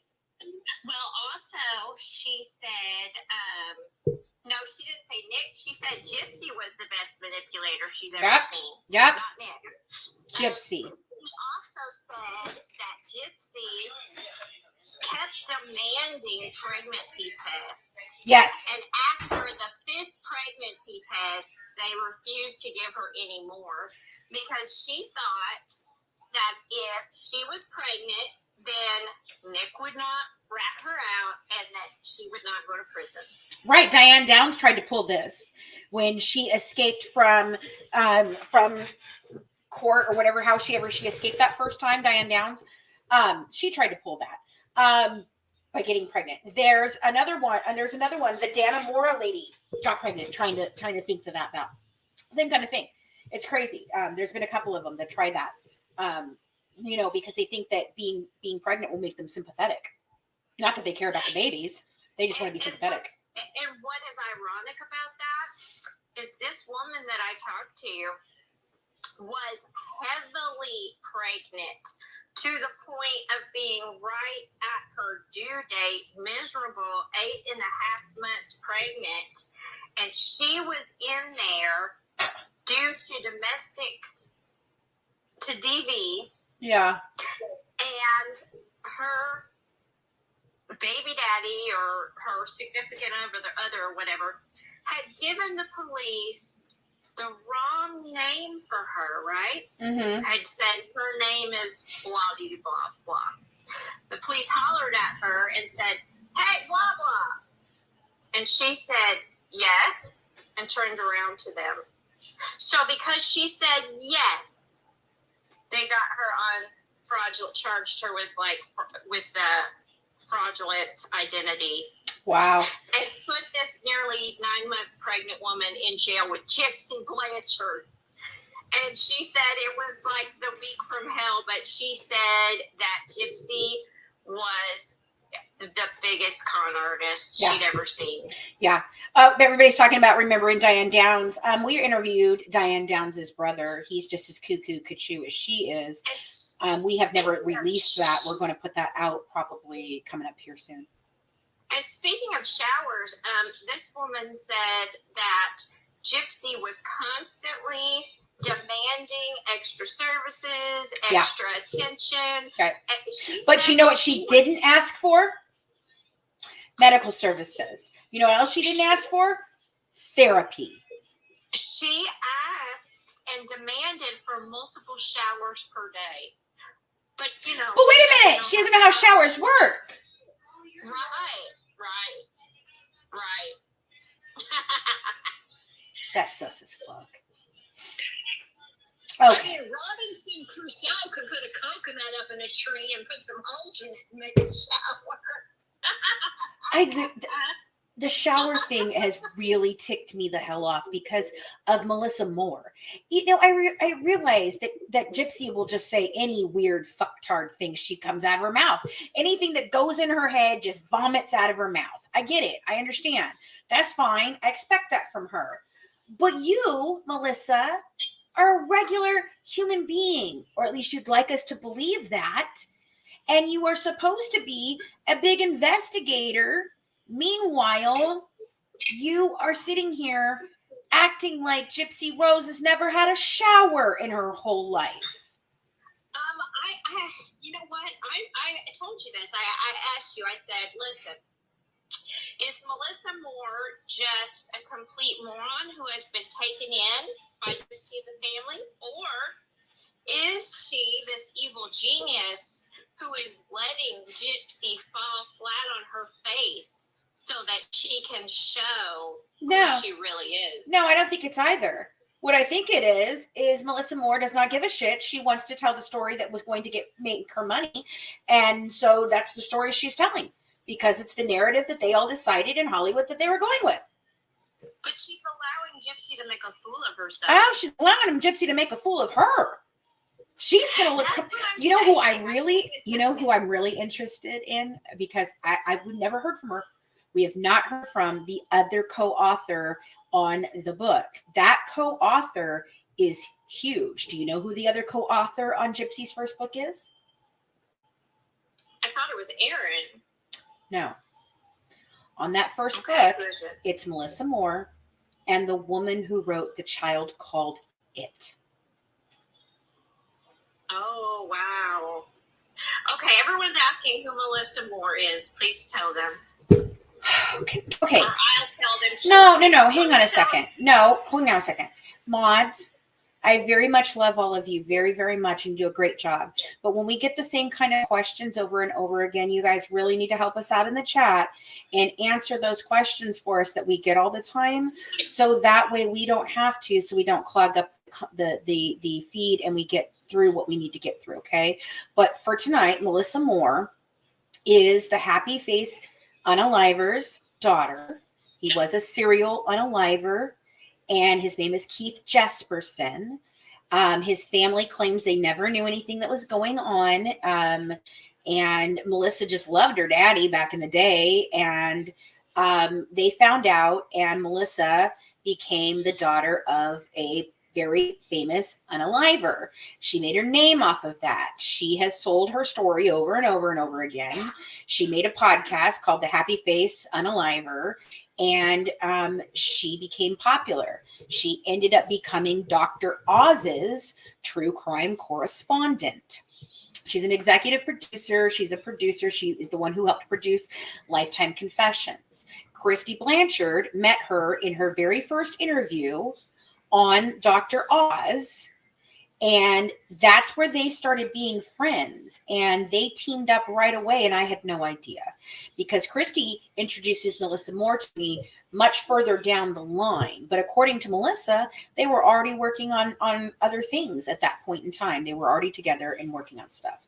So they've been working on something for a long time. Melissa Morris, who tried to push me off my project twice. She tried to pick off some of my team members to come and be on her side of what they were doing with Lifetime Confessions. And they ended up getting Titania to go over on that side. That's who they went for, because they thought she was a weak link and they could get into me. So Melissa is just a dirty, dirty person, in my opinion. And the apple probably didn't fall far from the tree there, because I don't see her having any genuine emotions. I don't see her having any genuine thoughts or feelings. And she just loves laughing and encouraging a schmurderer to continue on lying all over the world. And we posted a clip of her and Gypsy sitting side by side on that Lifetime panel when they were just in LA for that tour they were doing, the publicity tour for the Lifetime Confession. Mm-hmm. So she did the book, the documentary, she's assistant with the Lifetime Confessions. She's on the second book too. Right. So there's going to be a podcast. Right. She's all up in this. There's a movie, and Melissa's on all of it. Yeah. Egg on your face eventually, babe, because it's all going to come out eventually. I don't know. And I wonder, we also discussed, I asked you what your opinion was of what Melissa Moore might be thinking about the disaster that's coming with Ken. I don't know. She don't give a shit. It's going to sell ratings. That's all she cares about. No matter how bad it goes. Yep. She doesn't care. She doesn't care. If she cared, she would have given Gypsy better advice. Right, because, Lifetime has a PR team. Well, she became Gypsy's little confidant, and she wanted to help Gypsy. And she, they talk about in the book how much she was like a big sister to her. And, well, okay, so you're a big sister to her, but you're not going to tell her that this is probably the worst decision she's making. No, I'm just going to continue doing it because it's going to make me money and you money. So, baby girl, I don't give a shit how much it fucks you up more than you already are fucked up, but let's just do it. That's it. That's it. And I want you guys to understand something. That is the original interview that Christy did. That is the reason why I met her, is because after that interview on Dr. Oz is when everyone started crucifying Christy, because she went on there and she told Dr. Oz, we always knew she could walk. And I think it's funny that that's the same thing that Gypsy says on the stand. Well, I always knew I could walk. Well, I always knew I was sick. I wasn't sick, right? She says those things. So in the Facebook groups, they flipped the hell out. They flipped the hell out, and they crucified her. So then she comes back and she writes this post explaining what happened. And she's like, oh, no. What I really meant to say, I misspoke. I really meant to say, we always knew she could walk when she was little, but not after that. Bullshit. All right, so let's get back to this. We're about 26 minutes in, and I'm supposed to be off at 8 o'clock, but here we go. We've had so many technical difficulties. I know. I can tell you're frustrated. Yeah, I know. It's just, I hate when things just don't go the way we want them to go. That's all. That's life. I know. All right, here we go. I know, but I want to be, I'm trying to do my family thing too. That's very interesting to hear so soon. He was able to get other people just basically, and I noticed some of the inmates, they caught on to this. She could get some of them eaten out of the palm of her hand. And others were like, I don't want anything to do with her. That girl's batshit crazy. And as an officer, you have a lot of time to sit there and observe people. Yeah. And yeah, I would see her target people. I would see her work them over if they had something that she wanted, or if she thought that they could give her some sort of advancement. Interesting. Huh. So do you feel like maybe that snitch out was really her way of thinking that maybe she would have a way out of this? I think she thought it was going to help her. I think she thought Maybe it would earn her some brownie points. Yeah. Because the officers on the whole were not a big fan of her. Huh. Interesting. Okay. And then, so, it's become apparent to us that this is really not about medical abuse of why she did what she did. It was more about being there for being not able to have a boyfriend. And so did she manipulate the medical stuff with you guys at all? Or did she just kind of drop it? Did she go back and forth? Anything like that? Like as far as manipulative tactics there? I don't know how much I can say about that because I am still technically, I think, under HIPAA. Okay. But I will say that as far as I can remember, I don't really remember having much to do with her and the medical department. I don't really remember, I think initially we may have taken her down for a couple of brief checks or something, but it was not a regular thing. And I also know that I was one of the very few female commissioned officers in the jail. Mm-hmm. And other than the one time I walked her over the court, which anybody could have done, I did not take her anywhere. And usually if anybody, and of course it was just kind of luck on the draw if you had someone that needed to go to a medical appointment on your shift. But I don't remember taking her anywhere. Mm-hmm. And I would have been the first one tapped for something like that on my shift because I was the only commissioned female. That's interesting. That's interesting. Very interesting. Yeah. So the drama, I mean, can you elaborate any more on the different things the drama that she caused? You said there was just a lot of drama that was happening surrounding her being in that pod. Oh yeah. I mean, it was mainly stuff like the initial snitching out. She watching her work people over and then watching people realize they've been worked over by her, which is not something you do if you want to have any long-term friendships, which don't really exist in jail. But like I said, this was our higher classification. These were people that were often there for 1.5, 2 years, waiting for their trials. Now, did her parents come and visit her at all during any of this? I think they may have come up during the trial period, like when she has various court appearances and stuff. Mm-hmm. And I seem to vaguely remember hearing about her being approved for special visits for family from out of town. Mm-hmm. But I didn't work visitation, so I wasn't the person to cover that stuff. Did she get any special treatment? Like you said, okay, so she got special visitations for people out of town. Any other special treatment that she requested or got, or you felt like she tried to manipulate? Oh, she tried to manipulate all sorts of things. Mm-hmm. But she didn't get special treatment. We didn't do that. Everybody tried to manipulate us. Right. Even the special visits, that's not anything we wouldn't do for anybody else. Right. Okay. Makes sense.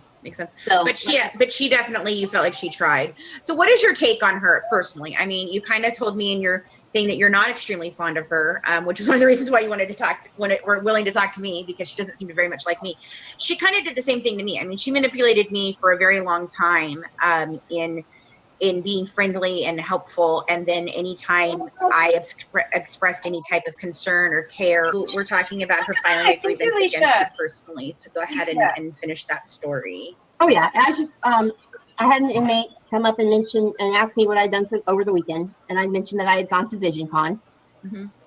And the inmate clearly went and told Gypsy, because they all knew Gypsy had gone to that in the past.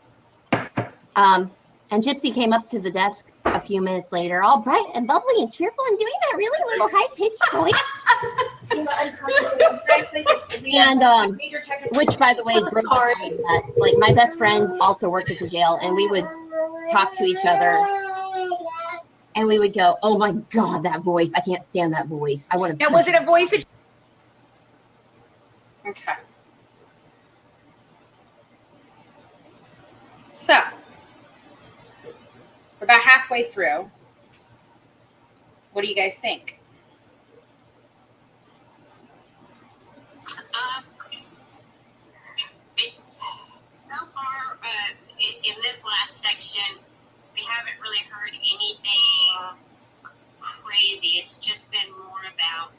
manipulation. And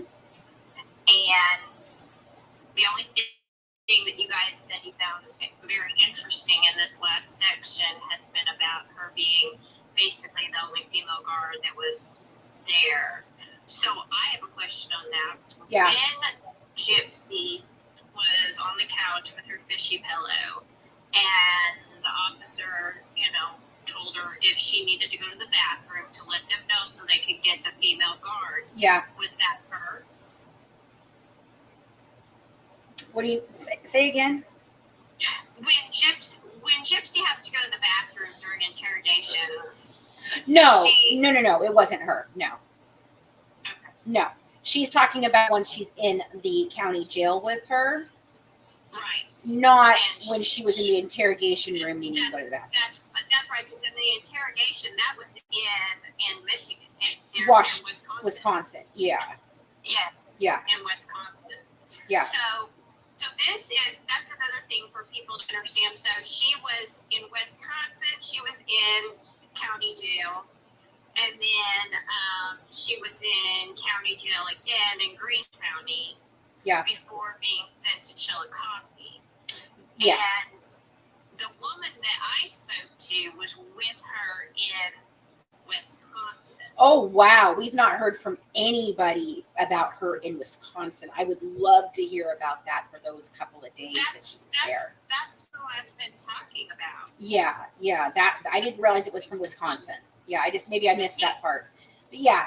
Well, okay, guys. I promised my husband we would watch a movie, so we're halfway through this.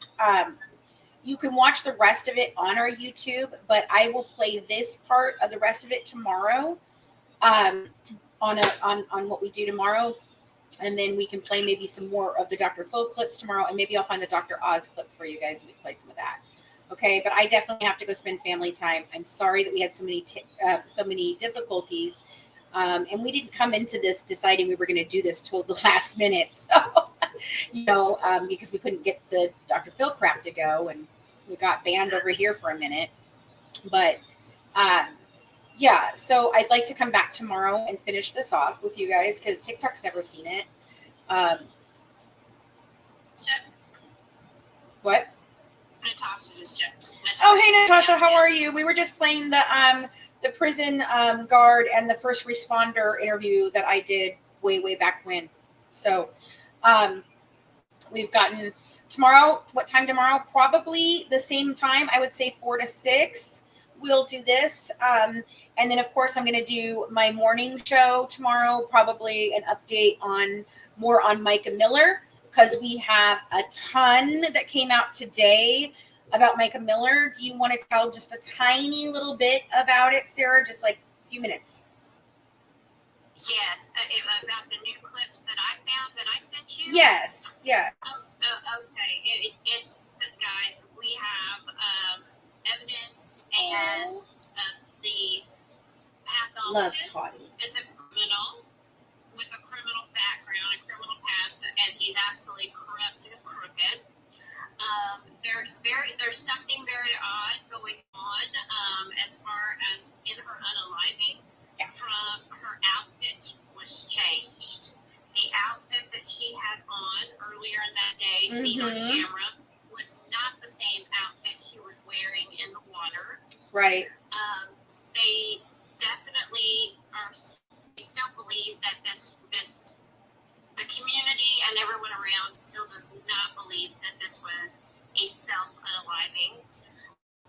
And then we also now have some incredible reports coming from some of her closest friends, her family, and from this binder that she kept on J.P. Miller.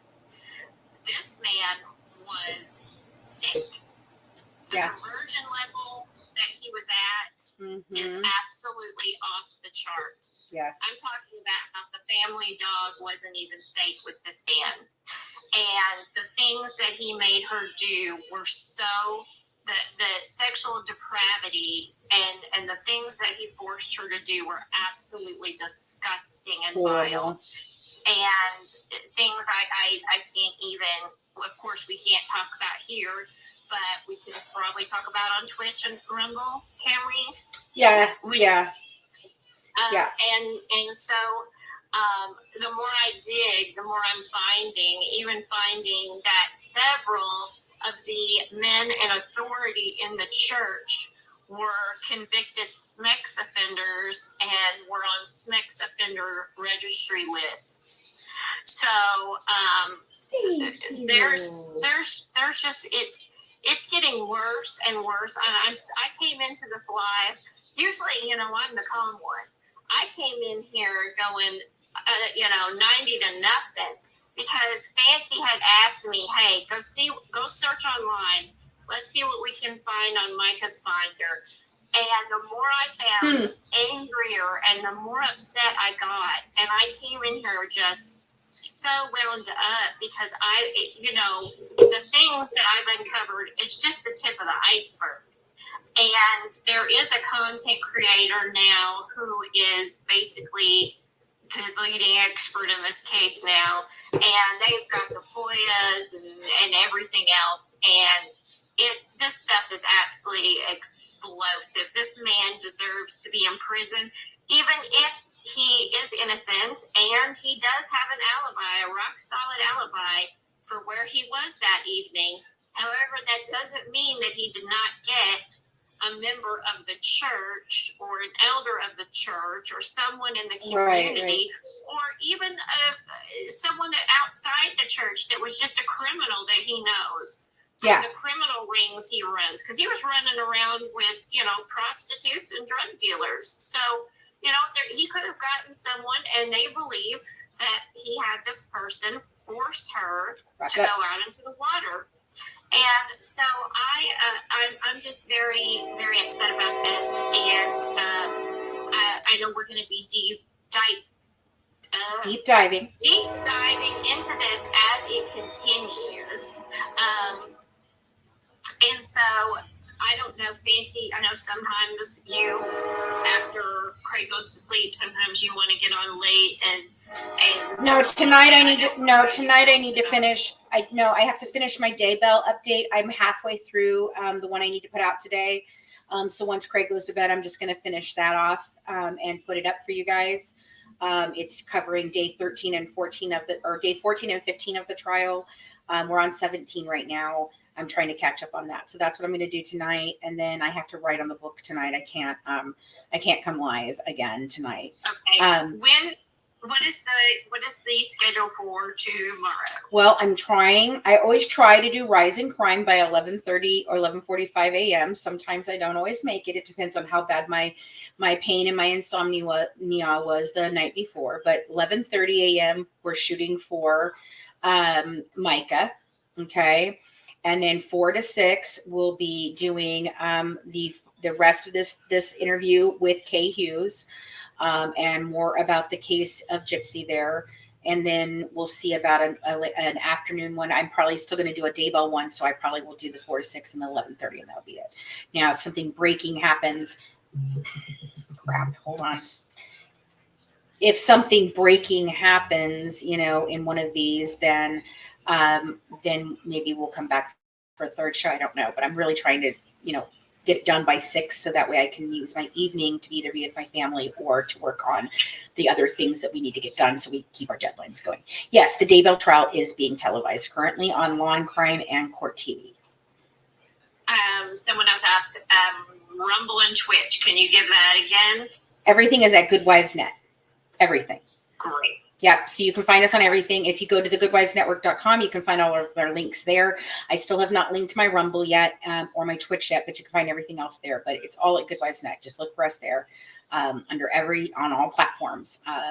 We have Twitter. We don't put a lot on Twitter. We have Instagram, YouTube, Facebook, Twitch, Rumble, TikTok. I refuse to do Snapchat. So, but anyway, guys. We haven't done anything on Instagram in a while. I think we need to probably. Oh, I put stuff on there every day. Great. Yeah.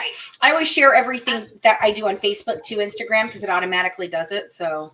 Yeah, great. So are we gonna? So Micah is in the morning, and usually, I miss the morning show because I too have insomnia, and we are 1 hour different on time. Right. So it's much earlier for me, but I'm just so distraught over this Micah thing. I have been working on the Jinx. I've been working on the Durst case. But you know how boring that can be at times. It goes ups and downs, but this Micah thing is just blowing my mind. Yeah, definitely.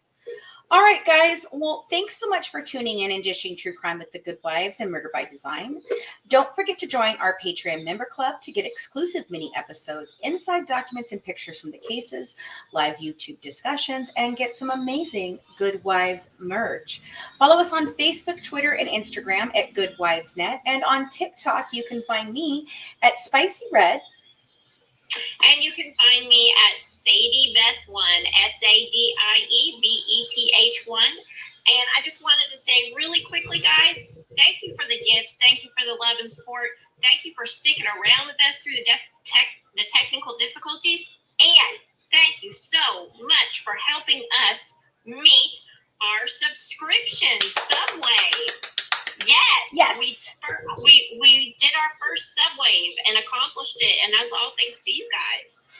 Well, thank you. And we just launched a new Good Wives Network TikTok under Good Wives Net 2. And for more inside information, check out our podcast, The Good Wives Guide to True Crime, on all your favorite podcast players. Go to thegoodwivesnetwork.com to see more of what we do here at the network. And don't forget, you can pre-order a copy of our paper book with mine and Colleen's signatures on them right there on the website. The companion to The Good Wives Guide to True Crime is available on there for pre-order in paperback and available on the ebook for pre-order on Amazon. It comes out May 30th, guys, and then we're going to be hitting the tour and coming to a city near you, hopefully. So have a good one from the Good Wives, serving up true crime, one dish at a time. Bye, guys. Good night.